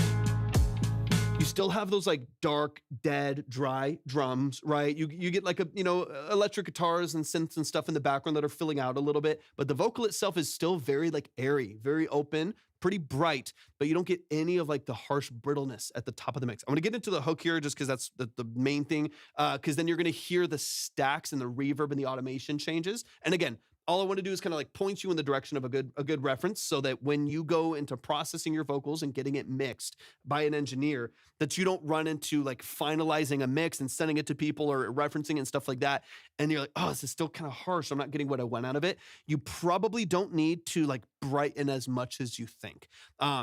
healthy saturation levels, and open processing. A slight boost at the top end can help, but a lot of your control over your brightness can help in how can happen in how you direct people's attention in your vocals with the low end. So if I'm going to give you a quick example before I get into the hook of the song really quick. So let me just pull up my EQ on my vocal really quick. If I go right here, I'm going to go between 100 and 300 hertz on my vocal, right? On my EQ on just the mic that I have right here. If I boost this up like crazy, right? Now my high end is still what it is. And honestly, I only have like a dB and a half up at the top end. This feels muddy and boomy and crazy and kind of dark, just because the contrast between low end and high end is much more dramatic. Now, if I pull this way down, now my vocal feels kind of tinny and brittle and bright. And I haven't touched my high-end frequencies at all between these two examples. I just am adjusting energy between the low end, right? And the low mids and stuff like that. So for me, I have a balance. I go down about a dB and a half, 2 dB at 100 hertz. But if you want a brighter vocal, sometimes you don't need to crank the top end. You just need to control low mids in a way that's very strategic without making your vocal thin. But a lot of times what happens is people just crank 10K, 7 dB to get air on their vocal, when oftentimes you can do a little bit of that if you need to. You can add, 2, 3, 4 dB, depending on your mic, depending on your vocal and stuff like that, to give it that space, give it that air. But at the low end, you can direct people's attention towards a brighter top end of your vocal just by controlling just a little bit, at the bottom end. So I'm going to get into this hook just really, really quick, and then I'm going to adjust the line and get everything moving. Exactly. And do you happen to remember what kind of mic that you're recording on too? So here, all right, let's get into this hook, because I just want you to hear the space in her vocals. That's another, is it time? Right? It's a very airy vocal already. That's why I wanted you to hear this artist, because it'll give you an idea of what's possible in your own mix and what to look for. No problem at all. It doesn't really matter. Just with the experience I have with mics, I can direct your attention to some things that can help, but it doesn't matter that much.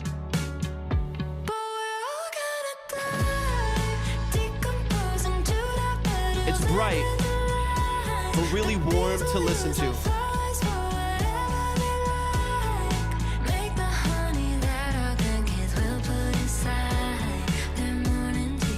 You can hear how like soft the top of the vocal is, right? It's still bright. You get all the air, you get these big vibrant stacks and these beautiful reverbs on there, but the top of that vocal doesn't feel like it's like sharp through the mix. You know what I mean? It's like very soft and very easy to listen to. So that's what I want you to look for, right? And the way that you're going to do that is through very strategic curves with your EQ, through good tight compression, a really smooth compression. Like the LA2A is great for this, of just like smoothing out a vocal. Once you do your sharper, punchier compression, smoothing out with an LA2A, it does a great job of just really, obviously compressing the vocal and controlling the dynamics, but making it feel very even and very natural. It offers some color, but it's pretty transparent. And then on the top end, saturation helps a lot. Saturation and adding harmonics, distortion to your vocal, and by distortion, I don't mean like electric guitar distortion, but just a very small amount of like natural harmonics to the vocal, tape saturation and stuff like that, really helps smooth out that top end. So if the vocal's really transient and bright and kind of harsh, saturation can help just like smooth all of that out and like cut off all the peaks. So a good amount of saturation, healthy compression, not too exaggerated EQ curves can balance that vocal pretty dramatically. And then also just like not pulling out too much of the low, right? If the vocal's feeling thin and tinny, like we were talking about earlier, you might need a little bit more of that low warmth in there, a little bit more body and presence in the vocal. So a couple things to kind of look for there. Let's get back into your song. We don't need Juliet Ivy. We've got Annie right here. It's a different language, Annie. It's a different language. And it's also just like, I tell people all the time, we were talking about this actually the last live stream. To me, it is one of the things that will benefit you the most as a vocalist, as an artist, as a songwriter, whatever it may be that you're focusing on. Annie with the comment, right? What I would focus the most on. Not the most necessarily, but it's very important that you learn the language about these things. And I think you already do. Just based on talking to you for the last 20 minutes or so, I feel like you do have a decent grasp on a lot of the language behind it, which I think is great. And I'm just saying I encourage everybody to do that. At the very least, so you know what to ask for. Because if you don't know the language, then you don't know. It's like going to a country and you don't know the language, right? Where it's like, I don't know how to ask for water. I don't know how to like ask for like vital things like where the restroom is, right? Like I need to be able to understand parts of the language in order to be able to communicate efficiently with the engineer, with the studio producer, with session musicians. You know what I mean? If you don't know the language and you're just like, faster here, and they're like, faster, but you meant louder, like, or like, I want this to feel more like water rolling off a cliff. As the producer's like, I don't know what to do. I don't know what they're asking.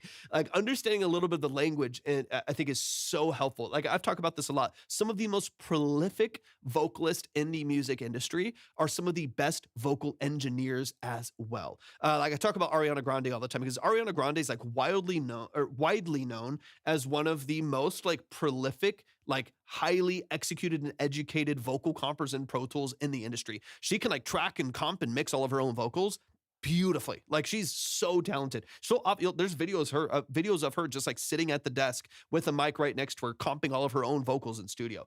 And she's building some crazy stacks oftentimes with some really, really talented vocalists. So I think it's like understanding the language makes you so much more desirable to the industry as well, to other producers and engineers that want to work with you and stuff like that.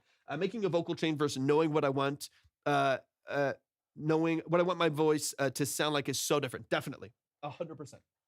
100%. Okay, let's get back into your track here. I'm going to skip to that bridge you were talking about. Let me see it really quick. And then I do need to update the line here really quick. I'm considering shortening the bridge as well. The bridge sounds so chipmunky. I got you. All right, let me get into it. Let's go to that bridge here really quick. Feeds the fire. Don't act like I require chocolate, wine, and roses too dumb to even notice my look of regret. Sound like a chip head. All right, let's get into it. Let's find this bridge. Let's get past the hook here. Together, all the little pleasures wanna have whenever with you. Also, to me, quick side note on the production. We talk about this all the time, having a vocal hook, which you have beautifully. Your writing's actually really good. So like your pop structure is great. Your repetition and your melodies are really catchy and really addicting. Fantastic. Love it. I'm also the biggest fan of having a musical hook as well. You kind of have one in here. So this da da da da, and this is in C sharp major. So off the D sharp minor. So there's on your last line of the progression here. I think it's like the G sharp major maybe. On the last line of your progression, you bring in this beautiful little brass stack. I love it. It's like it's doing exactly what it's supposed to do. I would just have that forward. I would make that a nice, powerful stack that's like a secondary hook to the song. Like there's a lot of songs out there where you kind of remember portions of the instrumentation as much as you remember like the vocals, right? Like there's a bunch of songs you can think of. I literally just watched a video on some of how they were creating, or not how they were creating, but they're like initial reactions to, I think it was Lil Nas X with Industry Baby. The dun dun dun dun dun dun dun dun dun dun dun, this huge horns and brass stacks that they have at the intro. That's just as much a hook on that song as a don't tell me what I know. You know what I mean? I don't even know the words, but that's just as much a hook of the song in that beat as the vocal is. It's just as memorable. It's one of the first things that you hear. So anytime that you have those little nuggets in there, push them forward. Let them be a part of the equation. Let them be, a little bit more a part of the conversation in the track, because they're really important to the song. And it gives you a nice little filler in between. So you're here. Little pleasures wanna have whenever with you.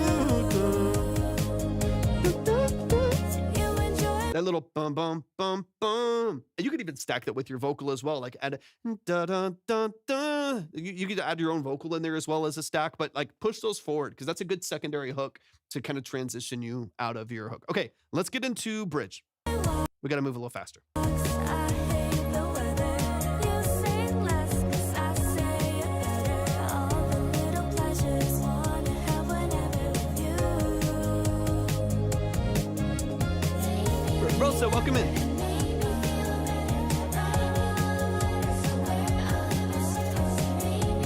I really do like this. It is a great bridge, to be honest with you. I wouldn't change too much. It is a great bridge.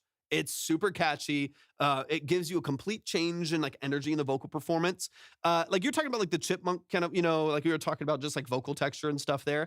To be honest with you, I don't mind it. I think it's actually kind of a good change in vocal texture. So it's not all breath, right? It's not just like bright, airy vocal. You get a little bit of space from the vocal by opening up with like some gang vocals and layers in the background. I really don't mind it. Let me see. Could I say the breast side of my truck is so early stage that I don't think there will be too much running through a second time. It's more to get ideas. Difference between a 3. Got you. Okay, cool. Yeah, exactly. All right, let's keep it going. Sorry, I'm talking to people on all the other platforms too. Let me hear it from the beginning. Let me hear it from the beginning really quick because I want to hear its introduction and how long it goes.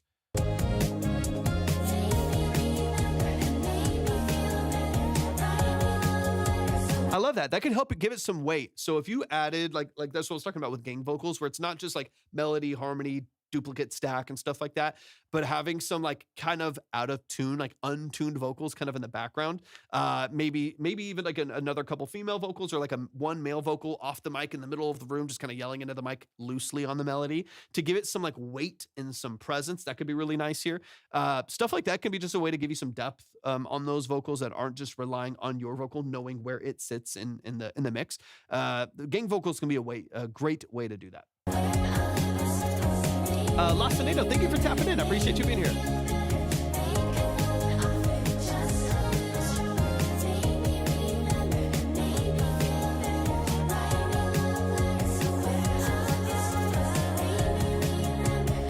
Okay, so here's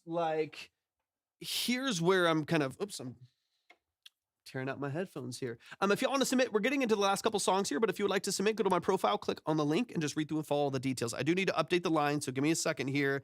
135 songs. Yeah, okay, I think that still works. I'm going to keep it right there for now.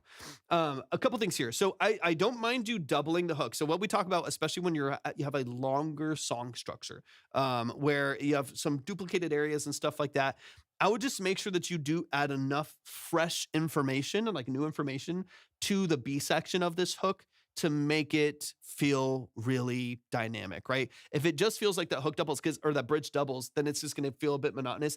I like the bridge and I honestly don't mind that it doubles, but I would definitely make sure that those vocals are kind of exactly. So precisely what I was going to say.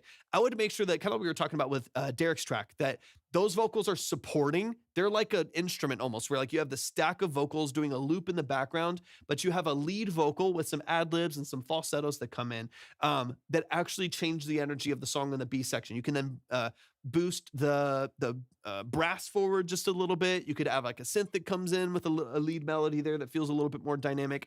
Let me back it up just a little bit to the B section there, but I actually don't mind the length, to be honest with you. How long is the whole song? Let me see real quick. How long is the whole thing? Yeah, 254. You're fine. It's not a long song. It's not a long song.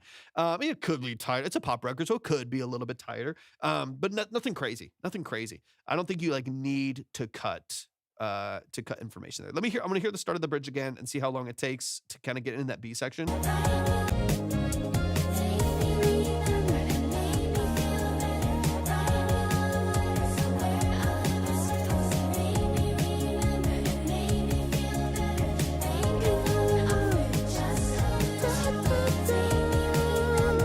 You know what I mean? Like I would probably have like a lead vocal that comes in with some additional like structure. I actually kind of like where these like breathy ad libs and like they kind of give you some like seconds and fourths to your chords. So it gives you some tension in your vocal layers that I actually think is really nice. So I would kind of keep those where they are, make them more of a part of the stack of vocals on the outside. But I would love to hear like the brass and then like one lead vocal that just gives you some additional checks. Or like, let me kind of.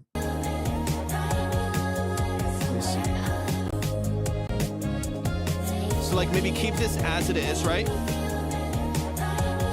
This is fine. Just keep it where it is.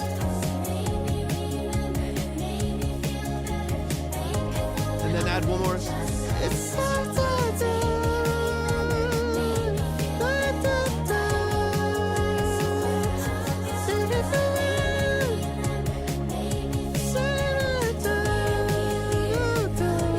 Whatever I have like one da, da, da, over the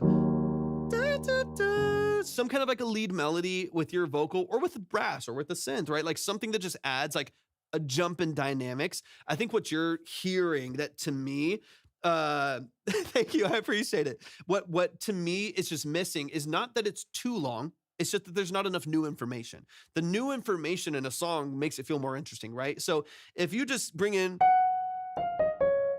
so that's over the,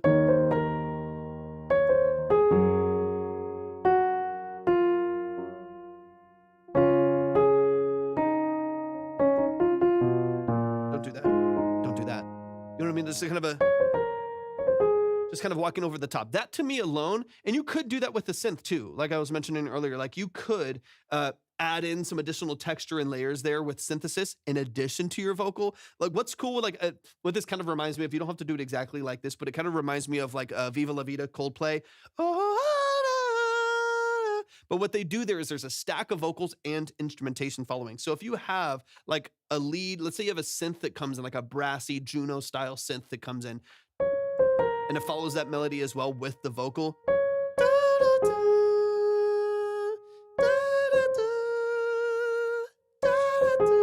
And then you go into your I think it's like the next hook after here. Also you make it like a back and forth with the horns and vox. Beautiful, beautiful, love it. Let me hear where the horns come in.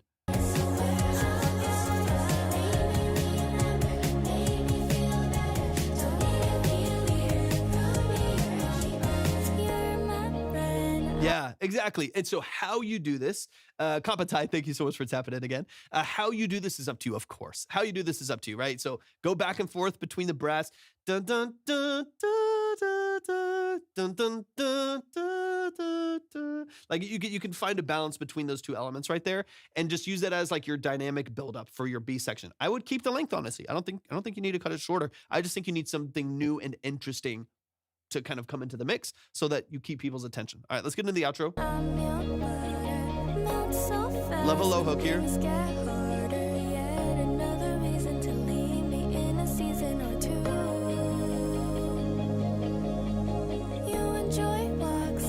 I also think you could probably cut your hook in half for the outro. This is just, to me, this comes down to structure.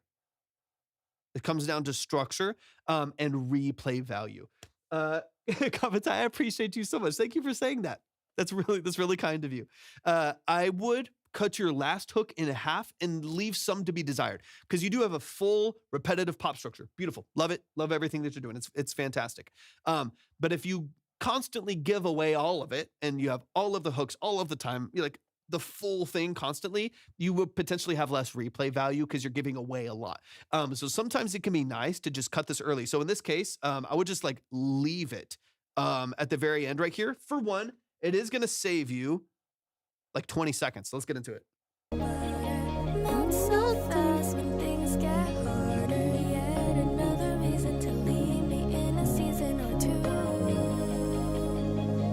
And then brass, bum, bum, bum, and then it's out. You know what I mean? It's like, so, you know,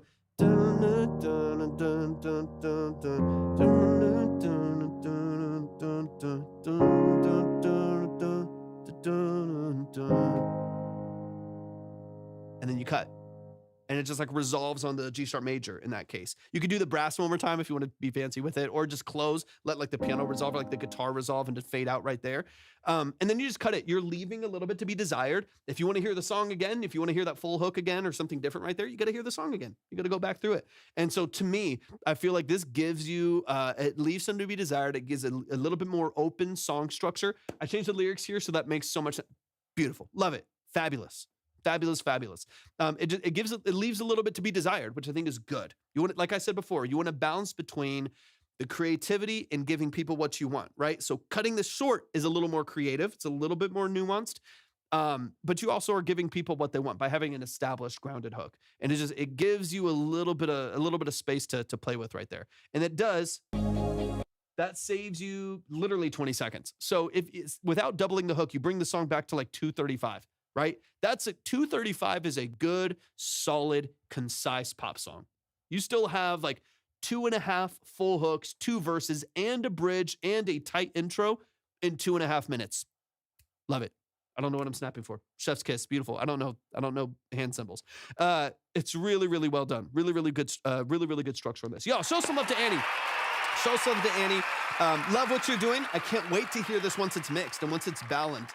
Because the structure of this is fantastic. I think it's just really getting into the nuances of like the production structure, where and when you do certain things with your vocal in order to make sure that it's like dynamic enough. And then of course, once you get into the mix, making sure that you're pointed in the right direction, that it's not too bright, too spacious, but it feels somewhat like, you know, dead and grounded with some balance of ethereal reverbs and bright, airy stuff, right? A good balance, and especially in like dream pop, synth pop stuff, it's really necessary that things feel like dry and saturated and grounded, as well as ethereal and open and reverberated and stuff like that. So y'all please show some love to Annie.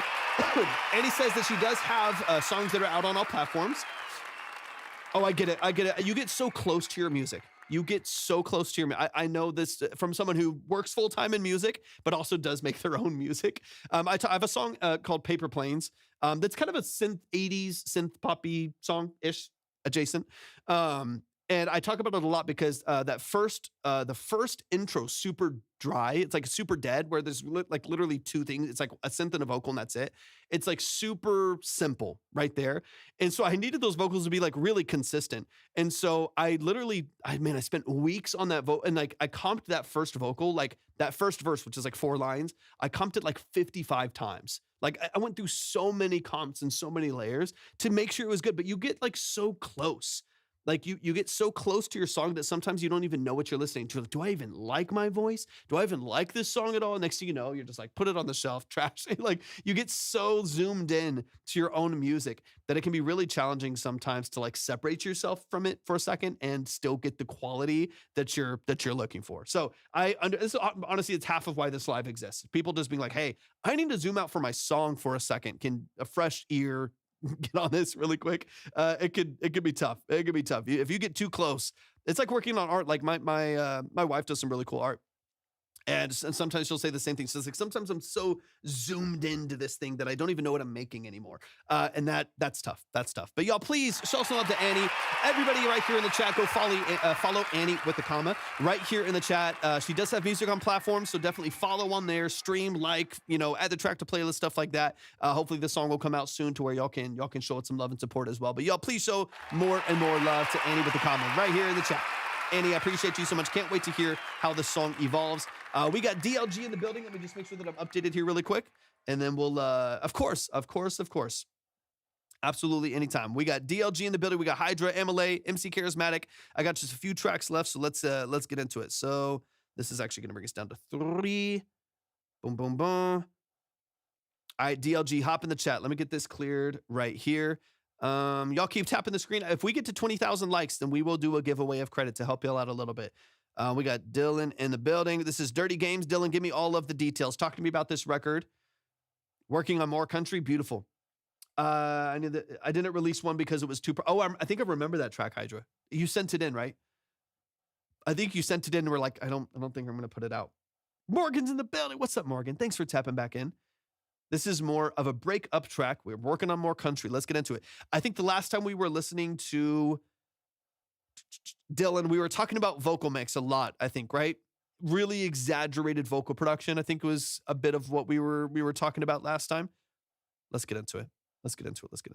Yeah. Okay, how let me know. You're in the chat over there, so talk to me.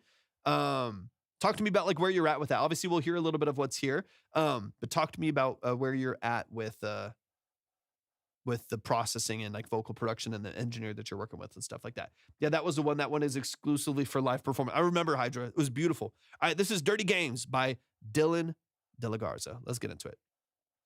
If you want to submit, if anybody wants to submit, I still have time for like, I think 3 more tracks after this, just 3 more. If you want to submit, go to my profile, click on the link, and just read through and follow all the details, but please check the line over on the Red app and Purple app, that way, or either one of those. If you run into ads on the Purple app as well, you can just head over to the Red app. A quick reminder as well, for anybody that's here, if you want to go back and reference your consultation, all of these VODs are saved to the Red app, YT, use your imagination. All of these VODs are saved over there. So if you would like to like go back and reference it, and like if you didn't take notes or screen record, but you want to go back and see the whole breakdown of your track or anything like that, or take clips and post them, whatever, you can always do that from, just go to the playlist that says Track Talk Livestream, and you'll see the episodes right there. All right, let's get it. Same engineer, beautiful.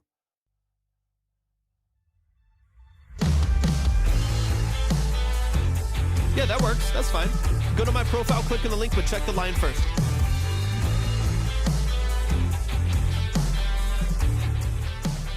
Little rock edge to it too. Yeah. you always walking around here talking that big stuff. Yeah, I'm here to tell you need to stop, enough is enough. Coming at me when I know that you don't want to need. Expect it all handed to you, stop. Let's go, John. I love it. A lot of people are doing the same thing. A lot of people here. Marina, welcome in. Love the backgrounds. It's nice. Want to start every fight without a reason. I don't know what the hell is wrong with you. This ain't the thickest thing I want to get through. This the wrong route that you want to choose. I know it would you. Let's go, Dylan. You twist everything around to manipulate. It's my way or the highway if that's the case. There's a different picture than the one Let's go. in the frame. Getting tired of playing all these dirty games. Do you have the multi-track for this, or is this off a 2-track?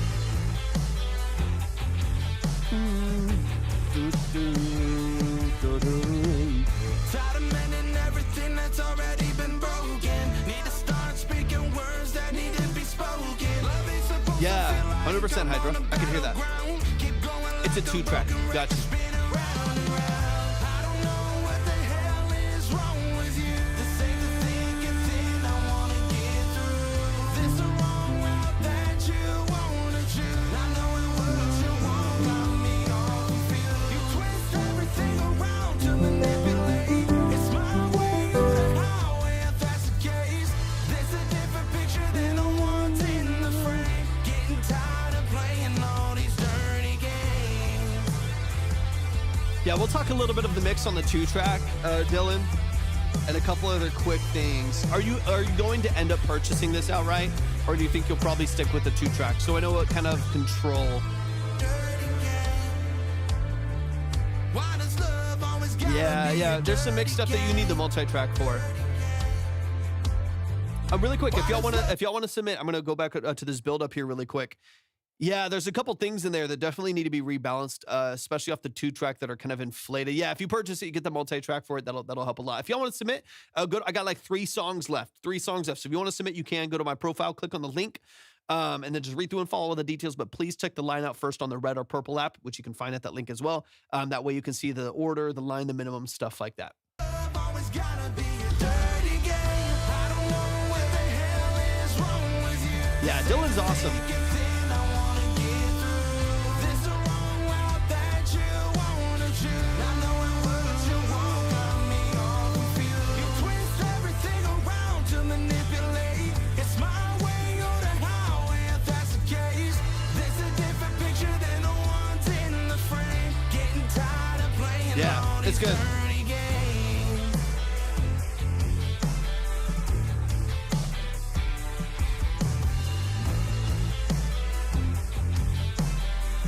Like those leads.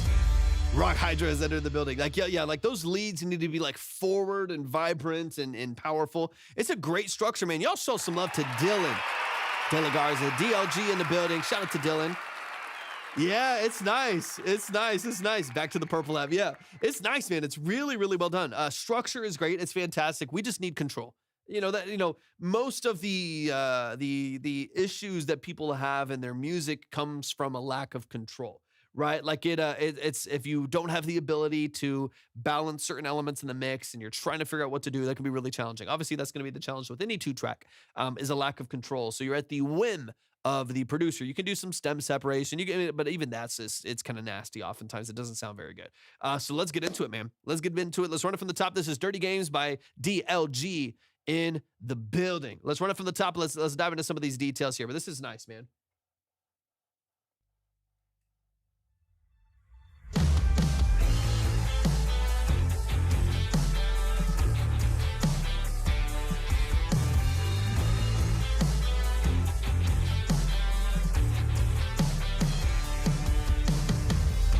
You always walking around here talking that big stuff. Yeah, I'm here to tell you need to stop, enough is enough. Coming at me when I know that you don't wanna need. Expected. So like right now, again, Jordy, welcome in. Right now you have a pretty inflated, again, sounds Pultec-y, a really inflated 100 hertz and below on this mix right now. So it kind of sounds like what we were talking about a little bit last time, where you just have like exaggerated curves. And just want to emphasize compressor on the master too. Yeah, the thing that's happening though, Hydra, is it Ryan? Thank you for hopping in over on TikTok. I appreciate it. Is a lot of the elements here, like his vocals, super compressed. So I would just make sure that I do agree that it needs that glue on the master. It needs to be pumped. Yeah, like it needs some glue. It needs some glue. It needs some control.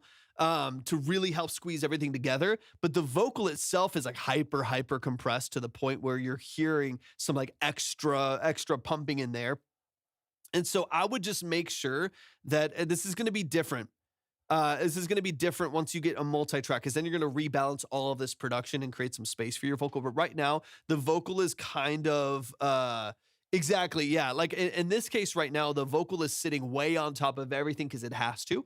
And then you have a bit of a hyperinflated low end like EQ curve on the low end of the 2-track itself. So even before you get into like balancing out the 2-track on this, I would just like take off probably any inflation that you have, like Pultec style curves, 100 hertz and below, up 5 dB, whatever. You get this big subharmonic push here that to me muddies up a lot. You lose a lot of distinction between like your kick, your bass, the low end of your guitars and stuff like that.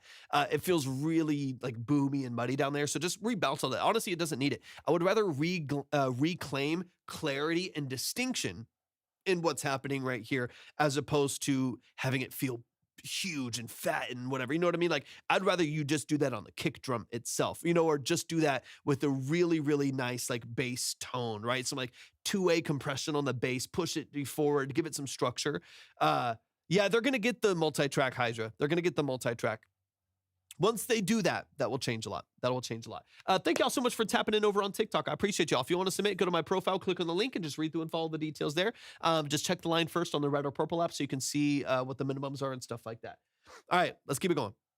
It all handed to you, stop crashing out on me. You got another thing coming if you think that's gonna fly. Might have worked with the But there's like I think it's like a filtered banjo that I hear on the left side. Like I would love to hear that more, but right now it's all kind of disguised underneath all of this heaviness in the far low end, right? Like, you know, especially like 300 hertz and below. There's a lot of weight down there. And so I'm losing some of the clarity in the high end elements. So I think if you can rebalance it, getting the multi-track will obviously help a lot, but, you know, regain some clarity and distinction between and separation between the different elements in the mix. That'll definitely help.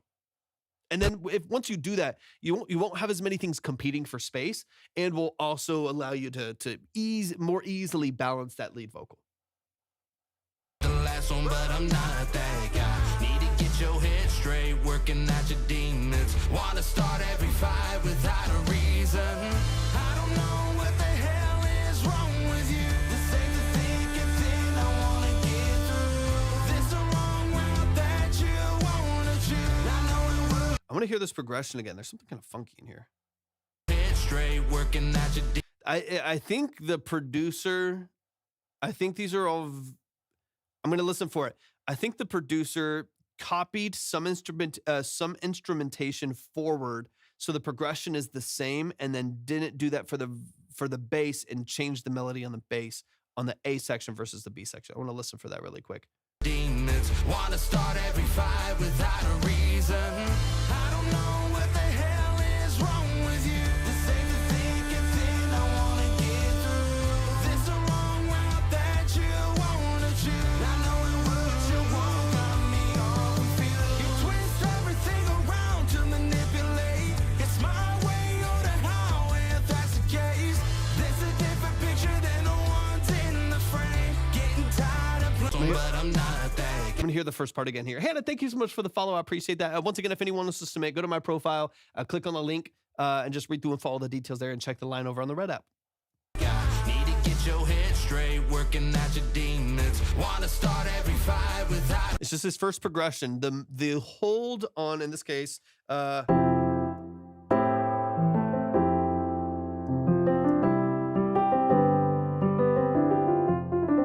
so you got this kind of 6-4-1-5 progression, and that there's a change over there. reason. I don't know what the hell is wrong with you. This ain't the thick and thin I wanna get through. This the wrong route that you want. Miss Love, welcome in, welcome in, welcome in.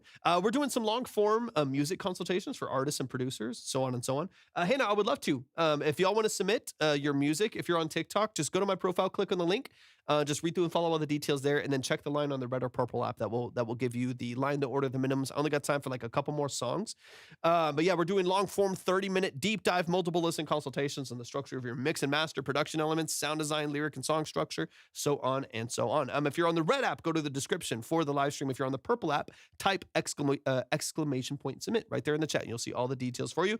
But you can see if you're on the red or purple app, the line is right here. So you can see the order, you can see the minimums, you can see how many tracks we have left, so on and so on. All right. But if you want to submit, you got to find the link and submit from there. All right, let's keep going with this. Yeah, I just don't like the way the bass holds over the movement of the guitar here. I'm going to play it again. Without a reason, I don't know what the hell is wrong with you. This ain't the thinking thing I wanna get through.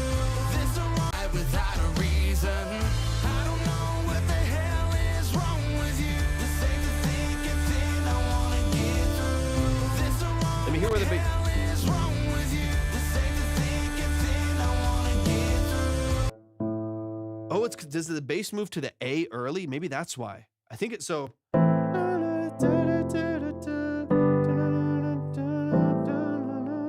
I think the bass might move to the A early, but nothing else does. I'm gonna hear it one more time. I got to get to the bottom of it. Yeah, definitely. We gotta get the separation of the multi-track. That's gonna help a lot because right now it's Yep, only heard, yeah, exactly, Hydra. It's just that one note. I think the bass, so you'll hear the bass, so it doesn't sound bad when it hits the G, because everything walks together, right? To the A minor. But I think the bass moves to the A, but nothing else does. So you get the tension of the G major and the A minor hitting at the same time in a similar space. Right there. And it's where it's getting really muddy. Reason, I don't know what the hell is wrong with you. This ain't the thinking thing I wanna get through. This the wrong route that you wanna choose. I know it would, you won't cut me off with you. You twist everything around to manipulate. It's my way or the highway if that's the case. See, right there, it sounds fine, right? Right there, it sounds fine because everything holds on the G. But the first time, the reason why it sounds so muddy is because the other chords change and the bass walks up one more note. Wanna start every fight without a reason. I don't know what the hell is wrong with you. This ain't the thinking thing I wanna get through. This the wrong route that you wanna choose. I know it would, you won't cut me. This go all the way up. Sorry, I'm really trying to pick because like.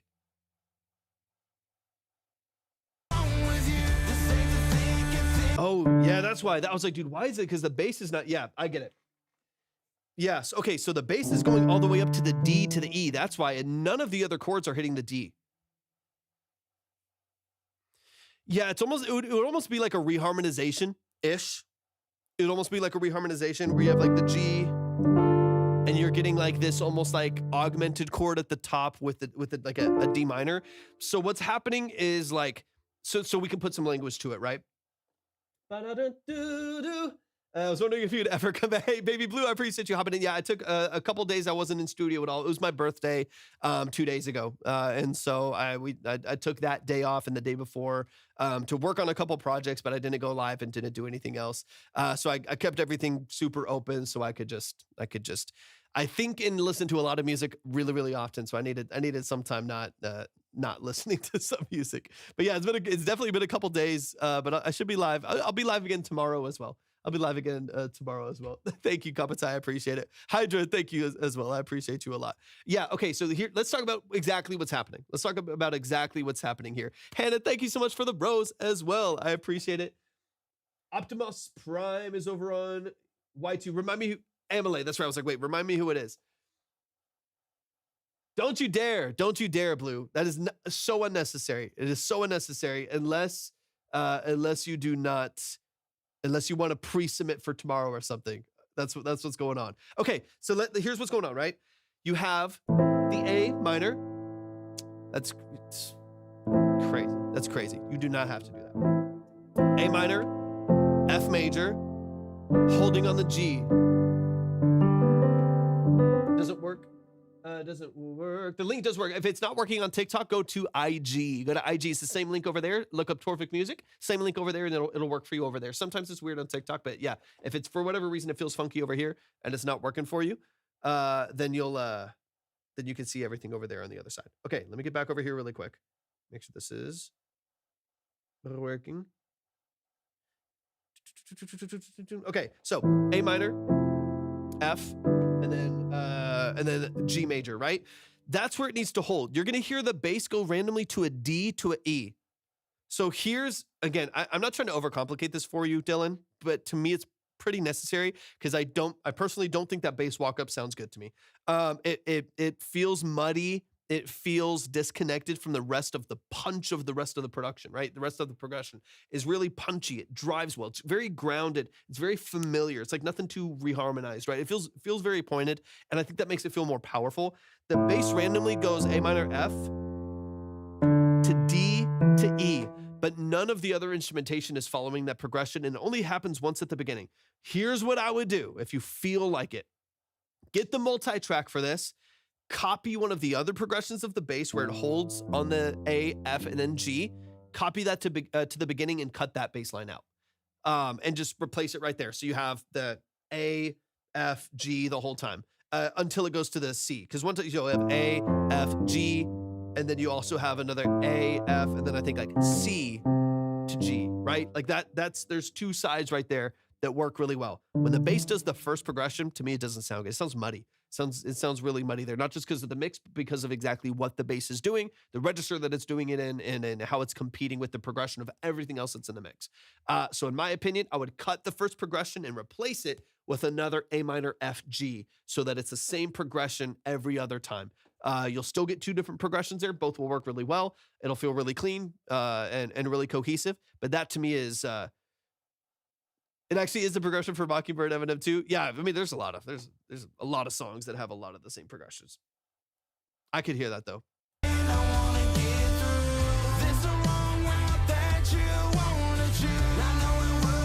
See there's the C to G, and that sounds so. The rest of the bass sounds beautiful. We need a multi-track. We need to cut the early progression and switch it. And if you do that, that'll literally clean up the mix so much because everything's going to be pointed in the same direction a bit more than it is right now. Getting tired of playing all these dirty games.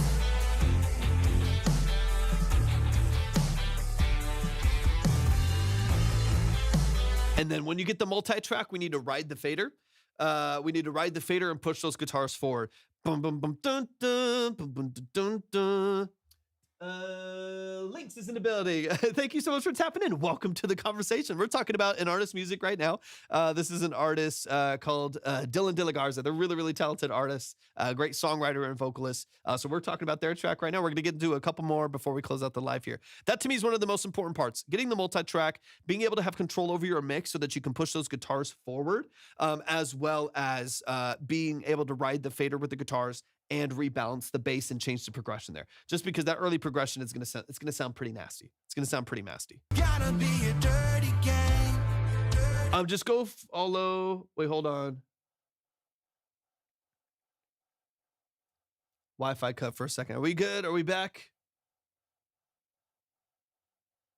I think we're good. Swamp Boy, welcome in. Hannah, I was just saying go to the link over there. Go to the link over there on IG. Go to the link over there for the IG. Yeah, if y'all want to check the line, I have the lines updated all the time. So right now, it's a 15 minimum to get on right now, just because we're getting towards the tail end of the live, so things are kind of adjusting up a little bit. It starts at 15. If you want to be next, it'll be 30. That's just because that's where people have skipped so far. Okay, let's get into the outro here really quick, Dylan. But Dylan, as always, man, it's a great structure. You have a great production structure here. You have great songwriting, good consistent lyric structure. There's like your rasp is great. The layering is beautiful. There's so much that I love about what's going on here. So my sole goal is to make sure that everything else leaves room for that, right? Great lyric structure, great harmonies, great production movement. Everything is really, really well done. Maybe because I'm from Germany, but it doesn't work. No, we have people from Germany all the time. We have people all over the world that come in here. Dylan, welcome in. I appreciate you being here.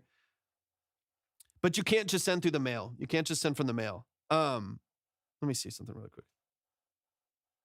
Let me see. I got some spam here, so let me see. No, that's from a different day. Yeah, you have to do it from the link. So Hannah, try on here. Click on my profile twice. If you click it once, you won't see a link. Go to my profile and click again, right? So like click on my like name at the top left of the screen. Click on my name, and then click again so it goes all the way into my profile. There's a link that's right there. Click on that, and this is how everyone else is submitting. Click on the link right there. If it doesn't open in TikTok for some reason, just hold down and hit open in browser or something like that. Sometimes that works. Okay, I'll double check, Blue. I'll double check here in just a second. That way it opens up for you, hopefully. Senko Music, good to see you, Senko. I appreciate you. I appreciate you so much. Okay, let me finish this really quick, and then I want to update. Yeah, Hydra said, "Don't you dare, don't you dare." Senko, I hope you're doing amazing, man. It's good to see you in here. Man, my allergies have been beating me up too, y'all. All right, let me get to the outro here. But man, Dylan, I think you're in a great spot. You're in a great spot with the song. You're so talented. There's so much great lyric structure here that I just want to make sure that your balance of I can't think, right? My brain is not working the best today, y'all. I apologize. The balance of your mix, the writing of the fader of your instrumentation, so you actually do have solo elements and lead elements, actually feels really vibrant and really cohesive. And then on the other side of that, making sure that your bass is balanced, of course, but also that it's doing what it's supposed to do in the mix. So I would definitely address it. For me, bass is one of the biggest elements here, is making sure that all of that's pointed in the right direction. Let me get into the outro here really quick, and then I'll double check line. I'll double check submissions and stuff here in a second. And Jay, I'll double check for you as well. Too many tabs open in my brain, y'all. It's been, phew, it's a lot. It's a lot.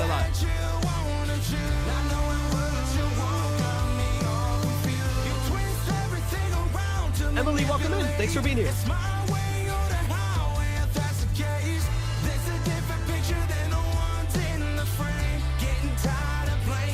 Thanks for tapping back in. Yeah, like,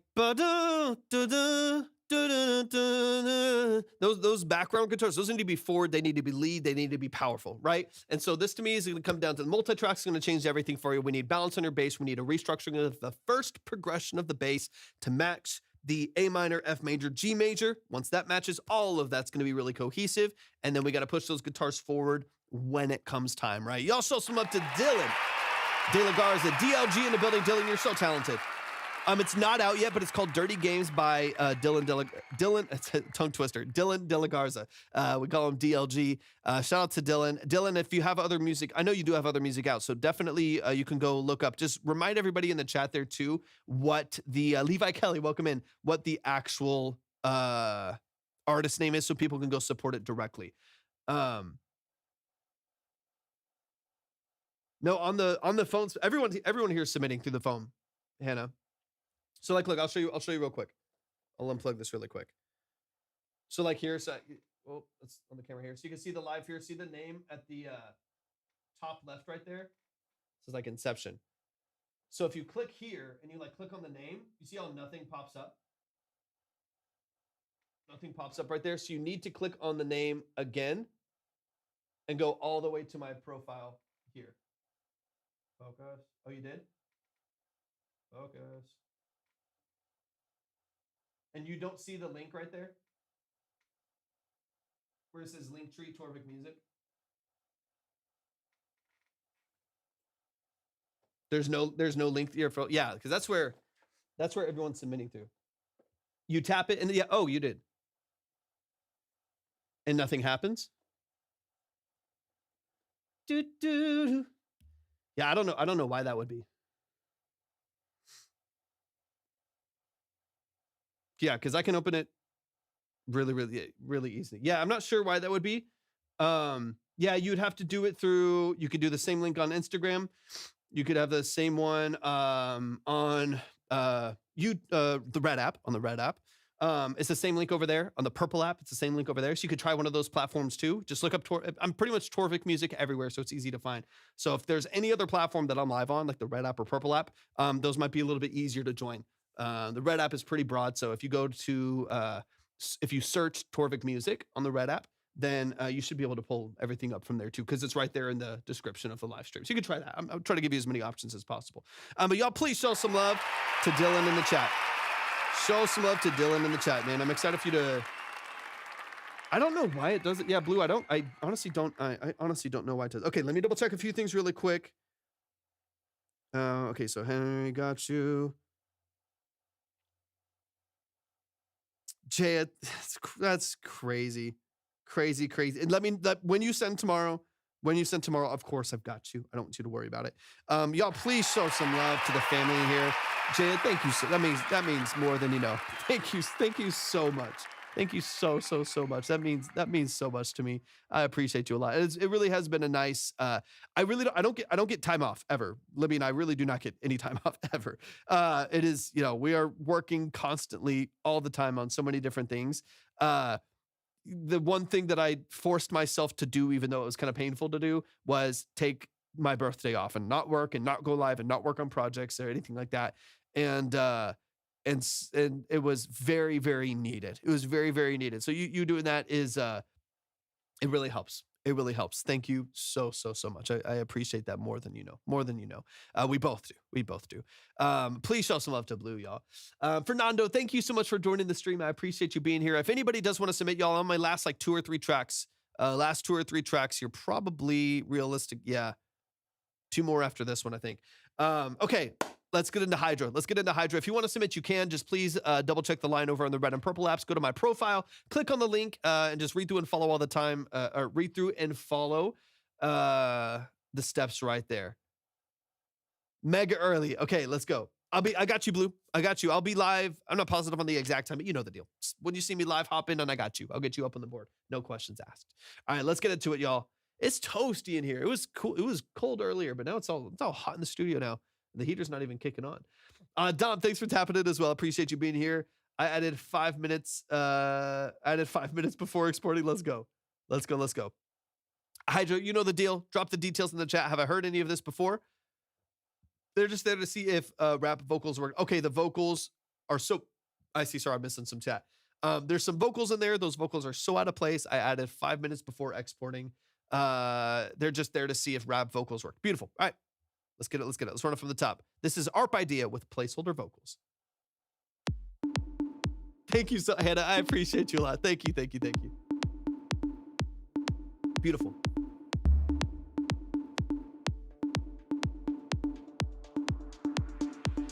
Let's go, Hydra. Let's go.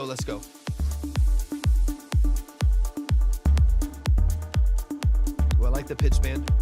Pitch band. It's time for Hydra.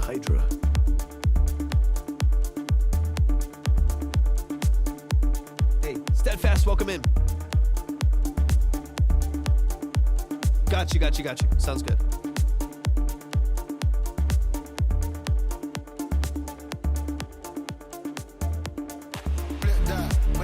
Step back. When I come around, try and kick back. It's that. Hey. Know that she into all of that. When I come round me, yeah, what kick that. Little one-liners, yeah, I know they can take that. Let me just wait for the next drop. Wait. Yeah, Blue, 100%. It's ghost mode. It's cool though. And we don't listen to popular songs here. These are consultations for like independent artists and producers. Splice going heavy. Let's go. We still moving this cold world. I see the vision though. I know these are placeholder vocals. I see the vision.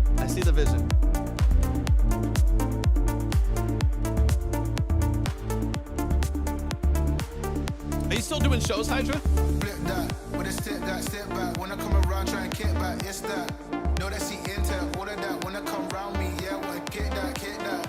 Little one-liners, Yeah. I know they can take that. Let me just wait. What's your timeline on this? Packs in my rap from the block to the back. Yeah, nice, Hydra. Moving mad, keep it in close. I appreciate y'all tapping in. From the dunya in the trap. Just check the line on the red app so you can see the minimums over there, and then go to my profile, click on the link if you want to submit. I got a few more tracks, just a few more. 2 more after this. Got you.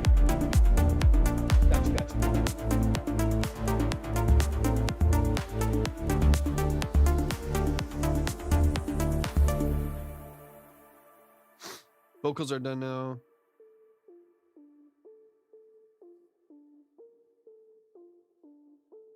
Nick, thank you so much for the follow. I appreciate it. Yeah.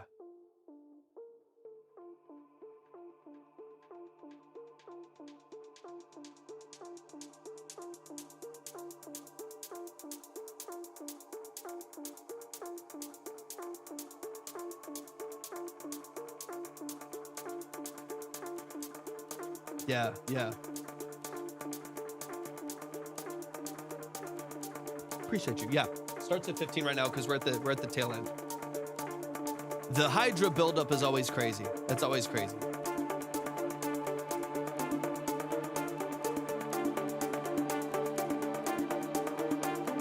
I love the chromatic bend right there.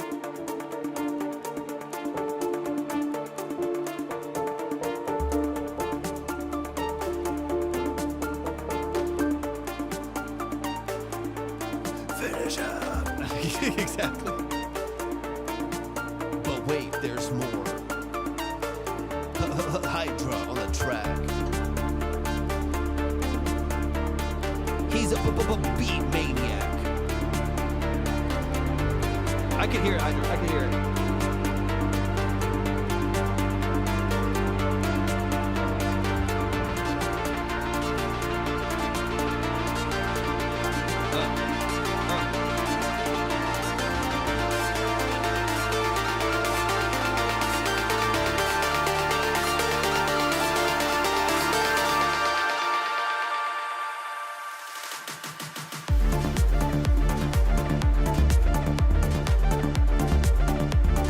The syncopation of the arpeggio is really interesting. Really interesting.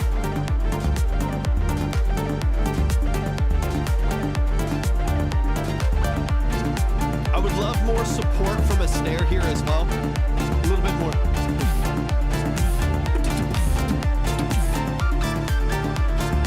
Yeah, I like that.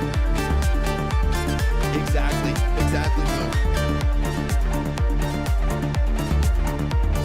It's got a little bit of a Kavinsky vibe. You know, like a little dark wavy, just without the heavier snare probably.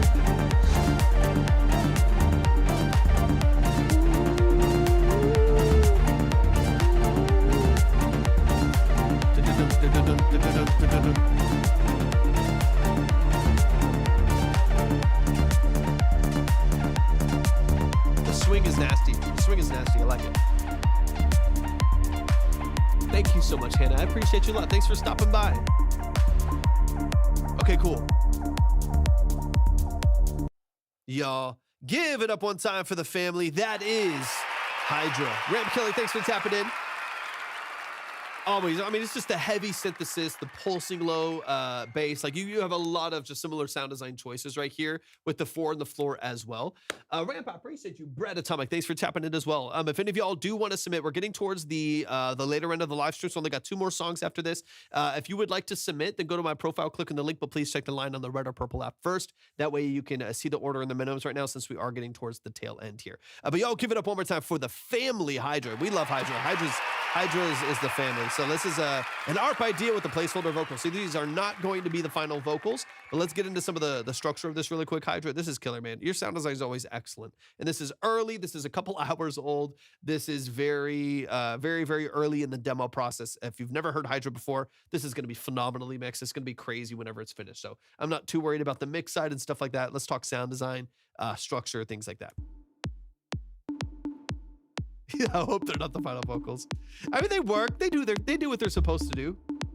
They do what they're supposed to do.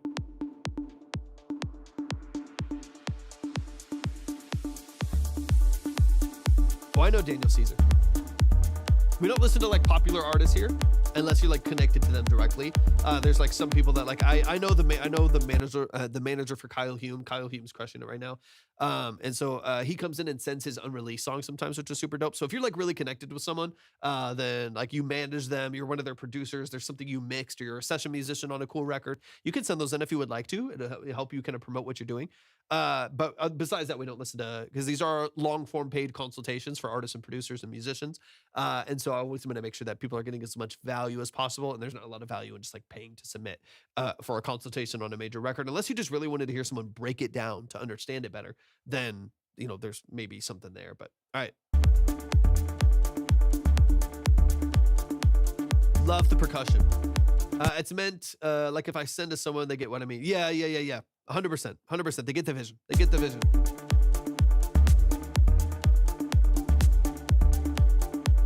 Love the bends. And the ping pong attached to it. The ping pong attached to it is really interesting as well. It keeps that bend kind of floating in the atmosphere for a while in there. Franco, thanks so much for tapping in. We're getting towards the tail end of the live, so if anybody in here wants to submit, go to my profile, click on the link. You'll see all the details right there. Just please check the line first on the red or purple app so you can see all the details there.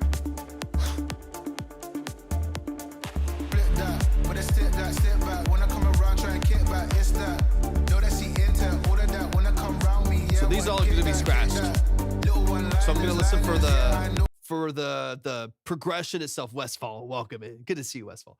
Thank you for the follow, Franco. I appreciate you a lot. They can take that. Let me just wait for the next drop. Wait. It's ghost mode. It's cool though. That's how it goes. Just know though. It's on me. I know though. But we still moving this cold world.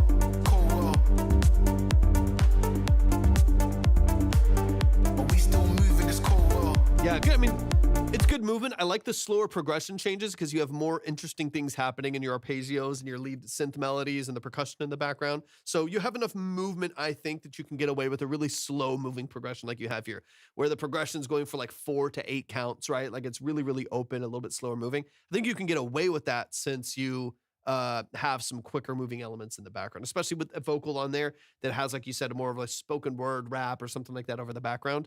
I think you can get away with like a pretty slow progression there, as long as there's enough like interest. Flip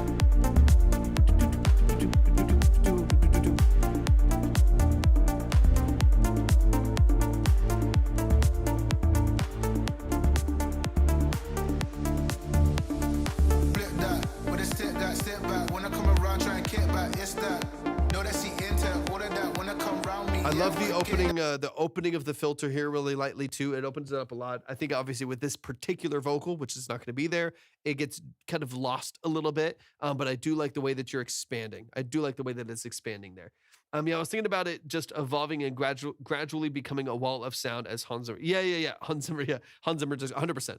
Yeah, I get that. Like it's a very nice, like slow moving opening of your filters and your dynamics here, which I think is great. Kick that.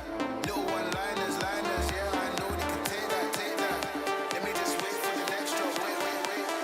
Packs in my rap from the block to the back. With my batch moving mad, keep it in close. Got a tap from the dunya in the trap. These around a couple yaks. Mine's lost here from D-Ray, welcome in. These times got me trapped. I got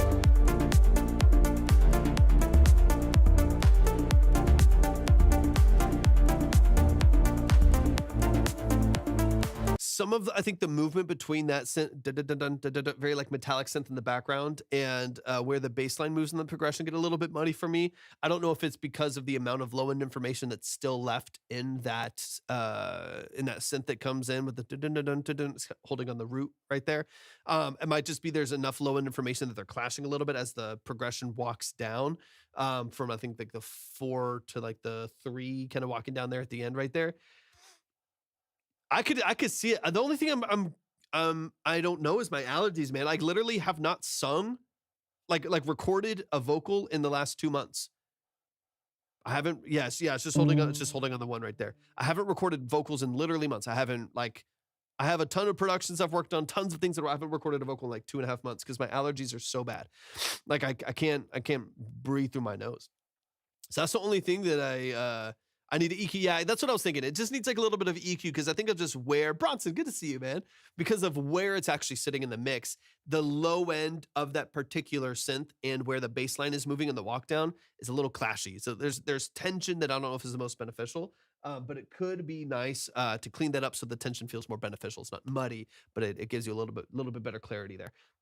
Cool. Okay, let me get a little deeper. And I would love for this too.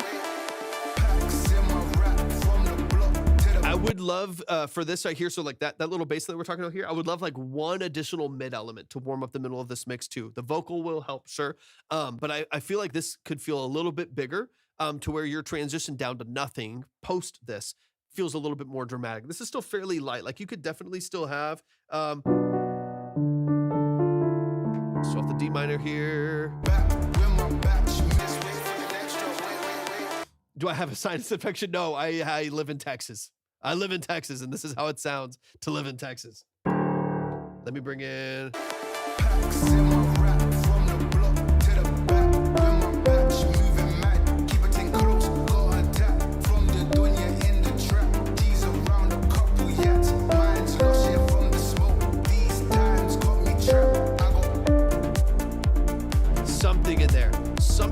sits in the middle. No, these Texas allergies are no joke. They are no joke. They're no joke. They're just constant. There's an element I have on mute in the main drop that would work. Okay, perfect, Hydra. You can just back that up into this first section here, so you have something to warm up the middle of the mix, even with the vocal there as well. It's like a starter vocal synth thing. Okay, beautiful. Got you. All right, let's get into this build up here.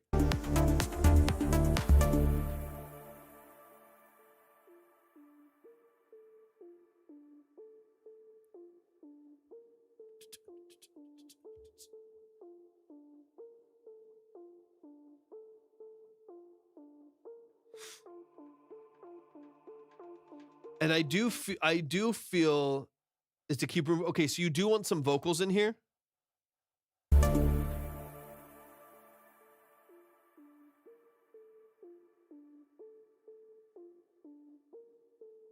Got you.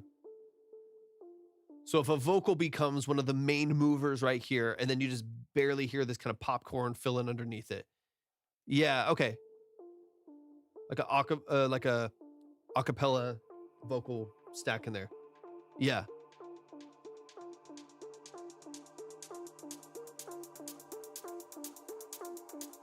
Move to like the triplets, nice too.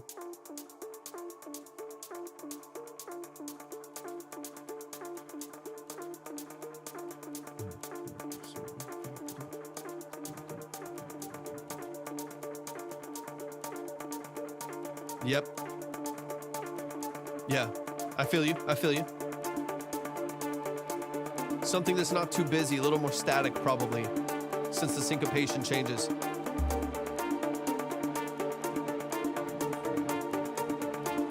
James, welcome in.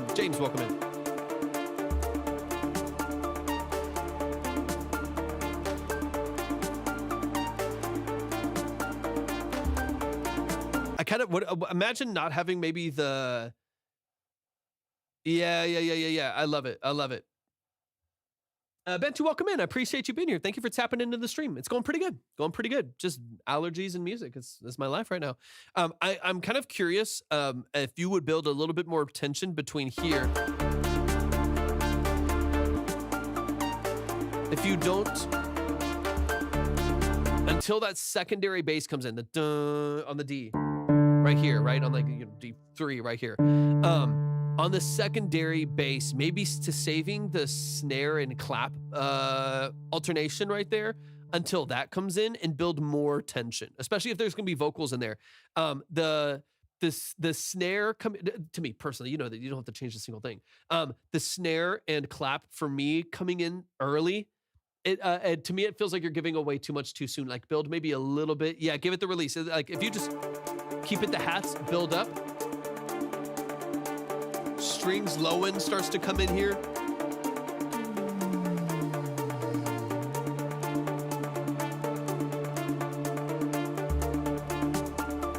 That low bass comes in.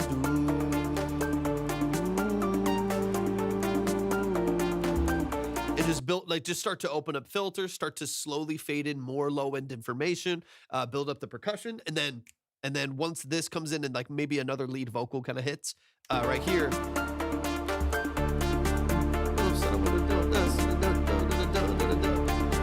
Right, like the vocal can come back in, and then you build up the tension there a little bit more. I like the idea of like saving it for this moment, so it doesn't feel like it's like too elongated of a buildup.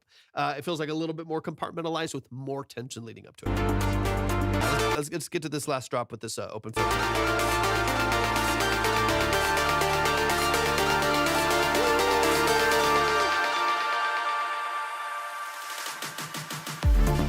And then sharpen up that transition.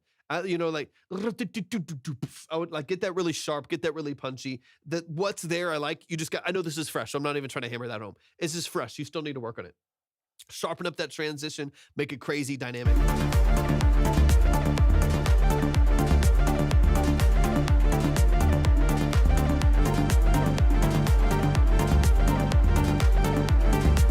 Thank you, I appreciate it.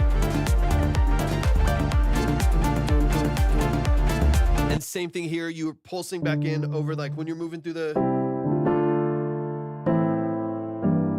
let me see, over the D minor at the bottom here.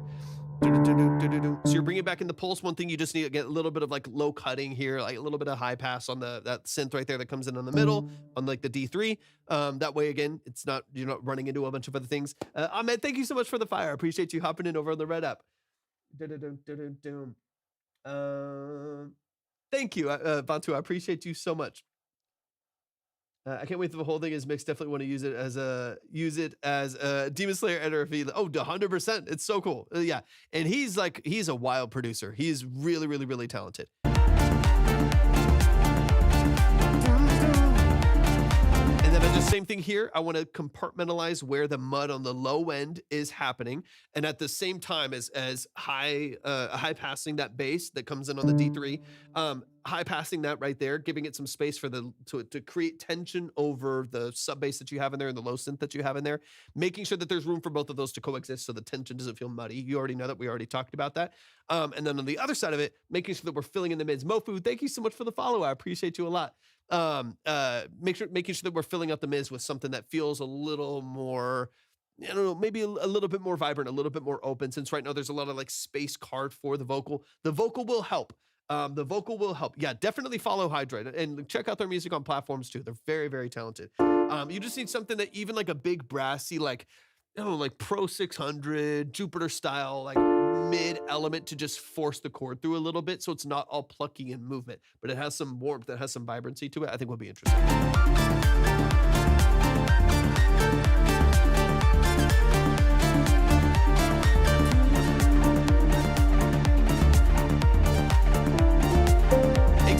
Exactly. You know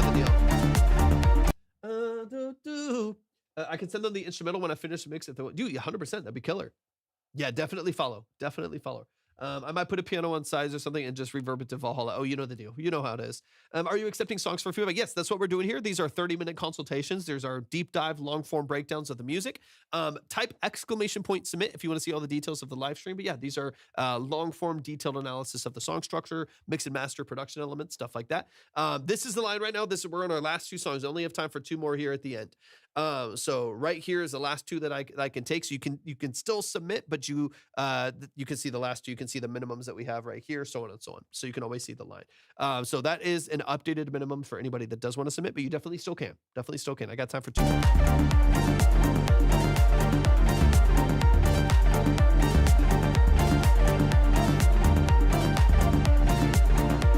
Something to help with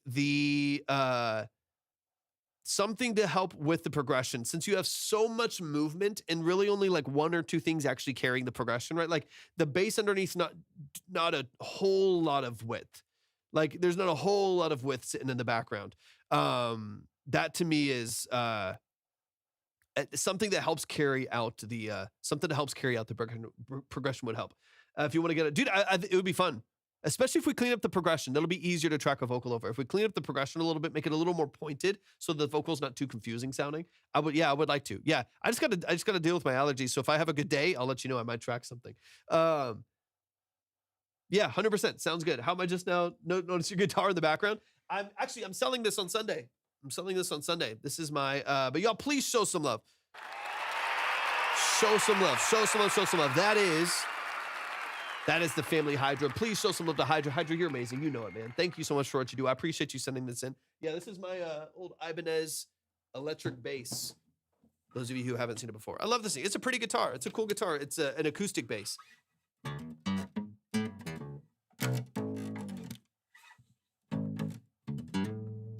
It's cool. But I'm selling it on Sunday. Someone's going to come pick it up on Sunday. I've got a bunch. I'm trying to figure out what I want to do with all my. I have 5 more guitars in here. 5 more guitars in here. I got to figure out what if I want to trade them, sell them, get something different, something nicer. But yeah, that one I'm selling. I want to get a Lackland or like a P bass in here, because right now I sold my SG. I had an SG bass, an Epiphone SG bass. I sold that. I sold the SG bass. I'm selling this one, and I also have an Art Core hollow body bass. Actually, this is a really nice. I like this one. This one's really cool. Like off-white. This is a hollow body bass, which is really cool. It actually sounds really good, but I want to sell this one. And then Oh yeah. Oh, actually, I just sold another one. I had a Vester from the 80s. And the Vester is I sold that one a couple days ago. Trying to trade out some things here, slim down a little bit and get it really sharp. I want to play the bass, but they're so expensive. Yeah, I mean, you can get some cheap ones, but I mean, a cheap one's still going to be like $250, so, you know, something like that. Like that's the thing is that's why I'm selling. Like I had like 4 or 5 basses. I'm selling all of them because I want to just have like one nice one, like a Lackland. But those are a couple grand, or a good quality like American made P bass or a J bass. You know, it's going to be $1,500 or something like that. But it's cool, and I don't have. Yeah, I don't have the other ones, but I traded the SG for this, which I used to have a guitar like this a long time ago, but when I was running into some issues, I had to ended up pounding off. Like this is like 11 years ago, but I just got this one, and this one, it's pretty. I like it a lot. It sounds phenomenal. The action is beautiful. It's the inlays are gorgeous. I'll zoom in. Hold on. Boom. The inlays are beautiful. Love it, love it, love it. The Proloid inlays. Anyways, it's beautiful. I like it. And it sounds amazing. It's really, really nice. And I never use the SG. So that's what I'm trying to do. Yeah, it's a Schecter C1 Plus. The guitar that I pawned off was one of the first guitars that I ever bought. And it was a Schecter Omen 6, and I put diamond knobs on it and shit. It was great. It was my baby when I was like 16. I love that thing. Anyways, and I had to pawn it off when I hit some issues, 10 or 11 years ago, something, or 8 years ago, something like that. And so I finally traded back to get this. My budget is 300 with more zeros. I mean, hey, if you want a nice bass is not that hard to come by. There's some really, really, even like PV makes some great 5 strings, some solid wood 5 strings that are beautiful. But yeah, anyways, I got the C1 Plus, and it shreds. The action is, it almost feels like a kid's guitar. The action is so small and tight. It feels like a kid's guitar. It's so good. I love it. Anyways, that's not typically what I use. Like the guitars that I use the most are probably oops. Sorry, we're off the rails here, y'all. We're just talking about random shit. This is probably the guitar that I like go to the most. My Strat. It's just classic, white on white. It's nice. It does the job. It really, you can kind of use this for everything. You can use this for everything, and this guitar is just for me. It's so versatile. But my baby, the one that is my favorite to play, I need to restring it, and I haven't. I need to restring it bad and fix it up. But this is my Gretsch. This to me is one of the Streamline. It's a triple humbucker Streamline. This to me is one of the most amazing sounding guitars. I love this thing so much. Gold hardware all the way around with an original Bigsby. It is, to me, so freaking fun. It is that guitar right there. If you want to play like blues and jazz, or you want to shred and do heavy chords, it sounds so freaking good, so phenomenal. For like literally anything. I just need to restring it, and I don't like restringing Bigsby's, so I keep putting it off. The Bigsby is annoying because you got to feed it through both sides and feed it back through the head, and through the bridge. I mean, it's super annoying. But I just haven't done it. I love it. It's my favorite. I need to post more with it. I should post some videos with it. That thing sounds phenomenal. It sounds so good. Y'all show some love. Yeah, stay in touch, Hydra. Stay in touch. Thank y'all so much for tapping into it. Really quick, Monea, I think right over on the purple app. Thank you so much for tapping in. We are doing some really deep dive breakdowns of people's music. So what we do on the live stream is called Track Talk. We spend about 20 to 30 minutes doing a long form consultation on the structure of your mix and master, production elements, sound design, lyric and song structure. We're getting into the nuances of all of these different elements. People come in that send in their music.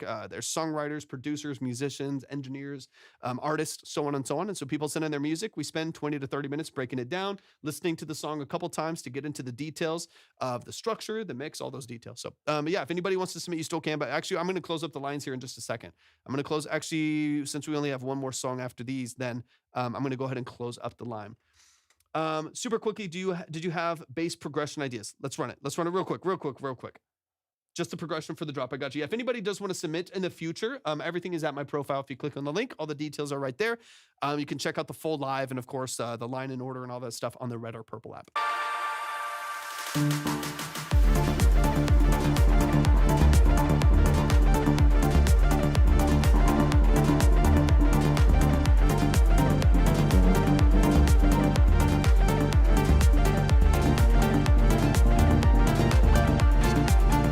I kind of wonder if on the drop, let's say just on the drop, this is what we were talking about earlier, Hydra, just to kind of bookend this a little bit.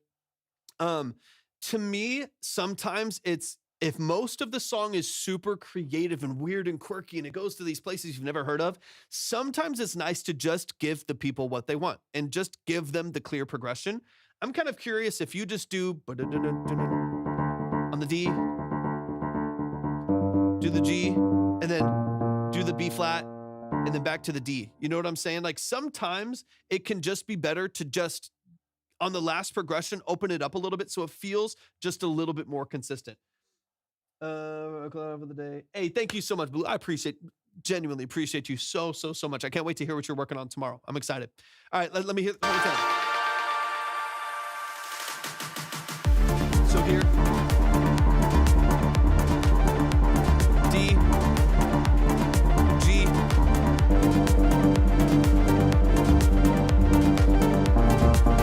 B flat, D. You know what I'm saying? Like, let me see really quick. What do I? Where's my bass on here? Let me see. That's crazy sounding. Mellotron. Let me see something real quick.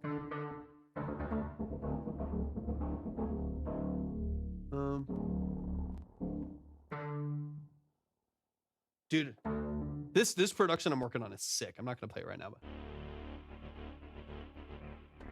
So if you have kind of like portamento, dun, dun, dun, dun, dun. So let me just bring this in just for the sake of kind of showing you what I'm talking about here. Or is this the? Oh yeah, here's the bass. I'm gonna play the JV 1080. This is a Roland bass. This is a Roland. Bro, this production is nasty. This production is not. So this this real quick. Sorry, we're off the rails, y'all. This one right here is a DX7 that's been layered to hell. So this is it's a DX7. This is the original sound.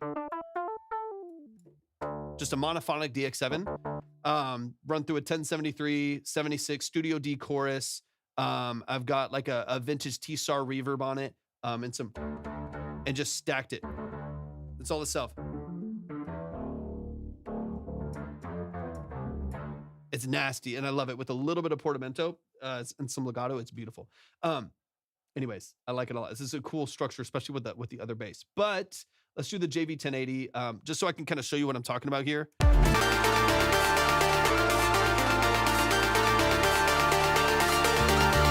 gonna play the D. 2, 3,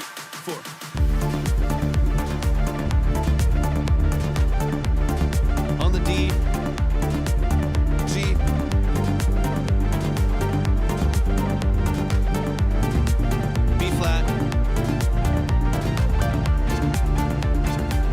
So just giving it a boom boom dun dun dun dun dun dun dun dun dun dun dun. How you stack this is right, and how you sequence is up to you. To the G. Dun dun dun dun dun. B flat.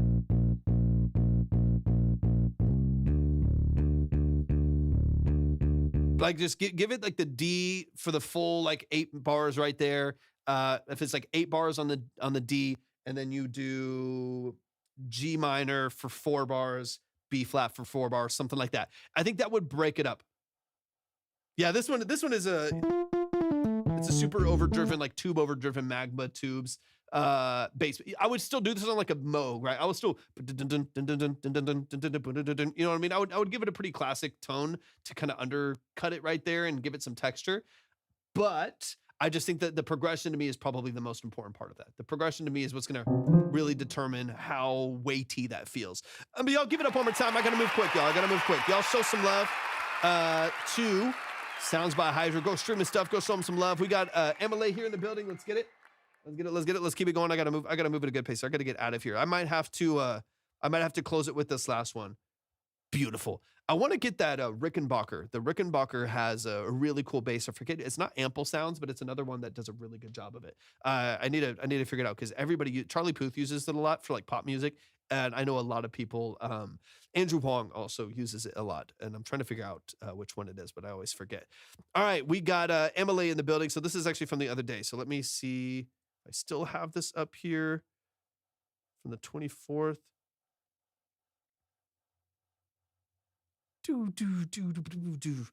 Emily, it's David, right? Just so I'm double checking really quick from the 24th. I'm making sure it's the right track. I'm pulling up here. Oh, dude, absolutely. Absolutely, absolutely. Yeah, we're gonna make it happen. We're gonna make it happen. I'm gonna take care of my allergies. We're gonna get on the track. We're gonna make something crazy happen. No, we could do an EP or something. Co-produce an EP together, something like that would be sick. Be so sick. Okay, I'm gonna have to close out with this one, y'all. I'm gonna have to close out with this one. I just don't have time. My ears are starting to feel it. So I'll be live again tomorrow, y'all. So I'm just gonna have to save. I'm gonna have to save these last ones. I'm gonna have to save these last ones here. So we'll close it out here. Just because I don't have time, but I gotta shut it down here in a minute. That way I have enough energy to do something tomorrow. Okay, between all the projects and stuff like that. And whoever wanted on the show, I will get this to. Okay, yeah, 100%, 100%. Shane, good to see you, man. Stay real. I appreciate it, man. Always. I'll do my best. All right, this is David Moss. Let's get let's get into it. This is Ijbin. Am I saying that correctly? Let me get it downloaded. Give me all the details, man. Give me all the details. Let's dive into it. We're gonna close it up with this record right here. Let's dive in, man. I'm excited. Hey, no worries at all. I'll be live again tomorrow, Shane. I'll be live again tomorrow. All right, let's get it. Last one.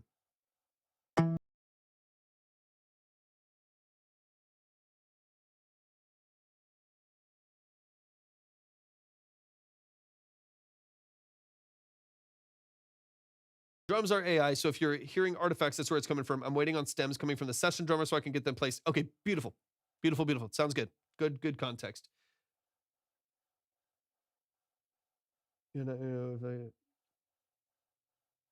I appreciate you, man. I appreciate it. I appreciate that. Always.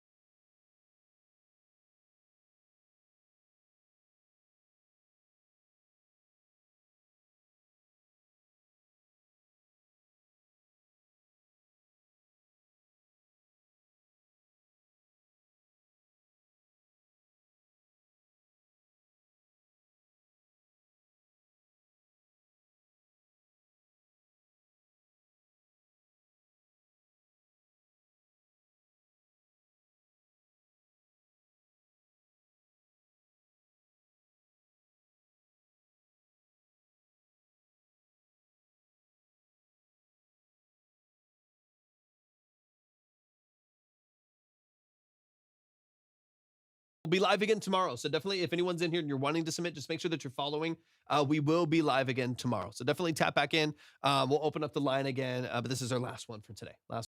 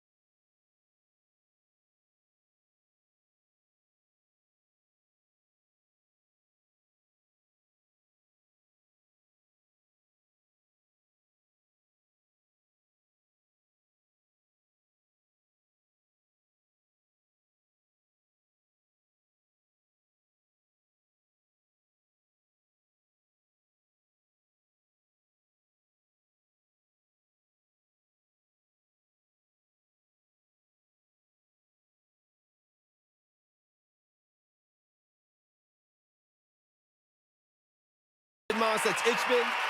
Let's dive into it. I'm gonna move at a good pace. I gotta get out of here. Let's dive straight into it.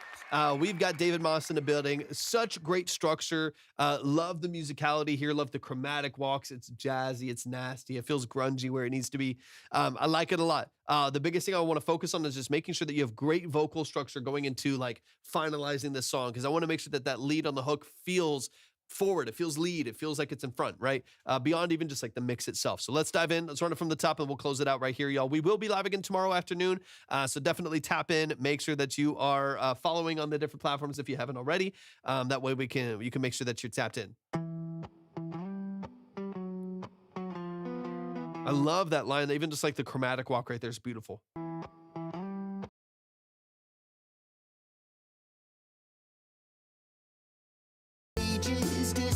Love following the melody with the bass line. So do do do do do do do do do. I love the movement on the low end there.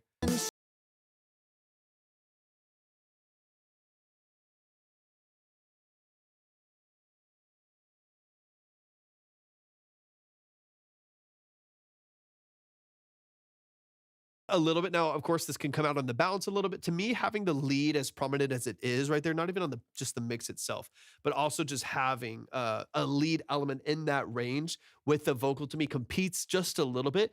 I'm curious if you even just like palm muted that. Boom, boom, boom, boom, boom, boom, boom, boom, you know?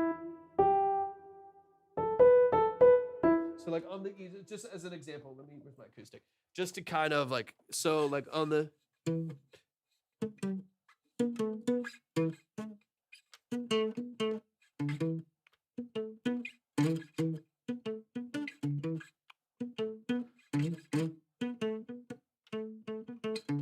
like a mute on the left side. Boom, boom, boom, boom, boom, boom, boom, boom, boom, boom. Like something that's like a little more muted, a little darker, a little bit more like relaxed in the mix, as opposed to like the lead guitar that's like ringing, it's sustained, it's a little bit more open and bright. To me, that's like distracting from your really, really good vocal structure. So I'm almost curious if you just replace like this lead line here. And again, ignore that if you don't want to do that. I'm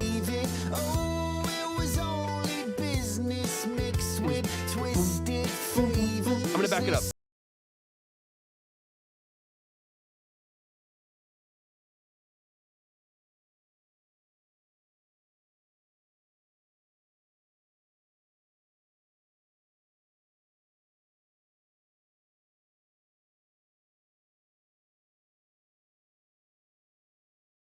Like a little less prominent, a little bit less drive, right? I think it would give you more space.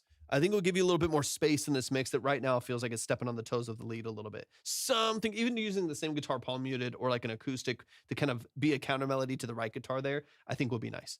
This is dangerous. Simple this information. Love these high vocal harmonies, beautiful.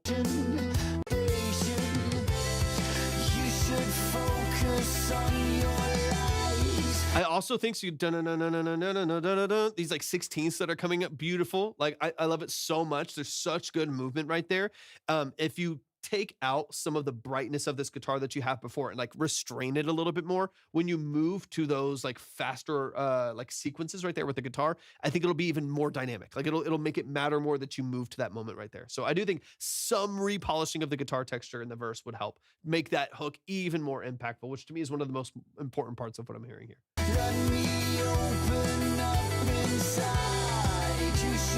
Because I love the movement of the guitar.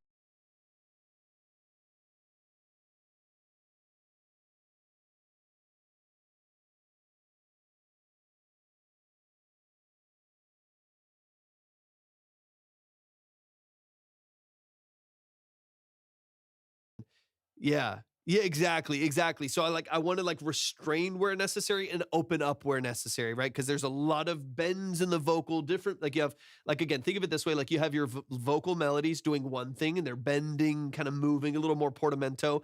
So there's some movement right there. You have the bass line following a melody that's happening on the right side, and then another different melody, pretty prominent on the left side. So that's where it can start to feel like a little noisy and bendy and busy, as opposed to keeping like the lead vocal tight with the harmonies, which you have, which are gorgeous, keep the bass in line with this melody, and then restraining the left melody on the double track there to where it feels everything's like a little bit more in line, a little bit less busy, a little bit more space. And then you can open all of that up like crazy going into the hook. But I think the verses could use some restraint in the production. That way it matters a lot when you get into the hook.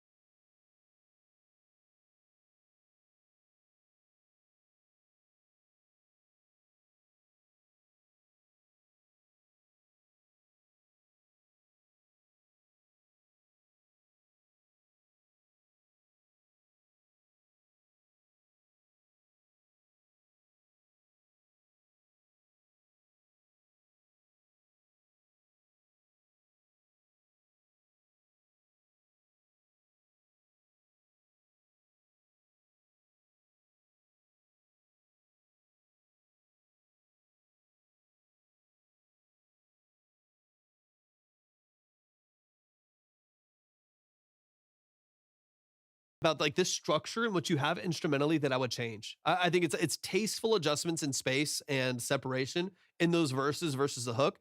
And then of course the mix at the end. I'm not even worried about that. There's not a lot that I would shift about this. It's really, really well done. Jimmy, welcome in. It's really, really well done, man. I would keep the vast majority of this exactly as is and just balance it, make sure there's clarity for the vocal, power in the stacks, make sure that there's space for those guitars to exist with the vocal. Beyond that, man, this is really, really nice. Great melodies, great.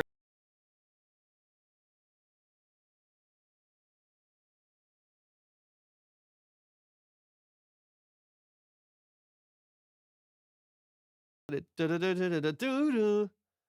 are you playing that melody right there? Focus on your lies. Let me Or is it two layers? Is that two layers? You should focus on your lies. Let me I was gonna say, okay, Outcast, welcome in. Good to see you. I was gonna say, I was like, dude, how? Because it sounds really cohesive. I was like, is that has to be two layers? Dun, dun, dun, and then the picking pattern. It sounds like comped together though. It sounds really nice. I was like, how are you playing that? I was like, how? Yeah, how's that possible? I was trying to like figure it out. I was like, how? Dun, dun, dun, dun. I was like, how are you swiping with the pinky like that? you should know. That sounds really good together. How you can pick that out is crazy. I was like, because I know I'm sure anyone else would just think it's a guitar layer. That's all it is. It's a singular guitar layer. But I was like, wait, that has to be two layers because there's no way. And it's also just the benefit of me being able to play different instruments. Like if you don't play guitar, you wouldn't even know. It's like when people program drums, and I'm like, that's obviously programmed drums because you can't do that with a kick.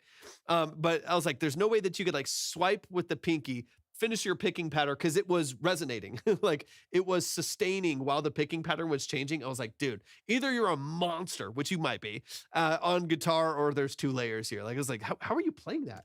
It sounds dope. It sounds so killer. Don't change it. It sounds beautiful. I was like, wait, what in the world's going on?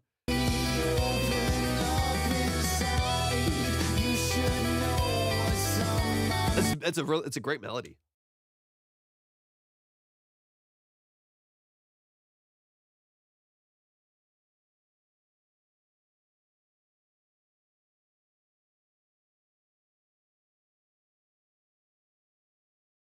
song too. This is really nice. Y'all show some love.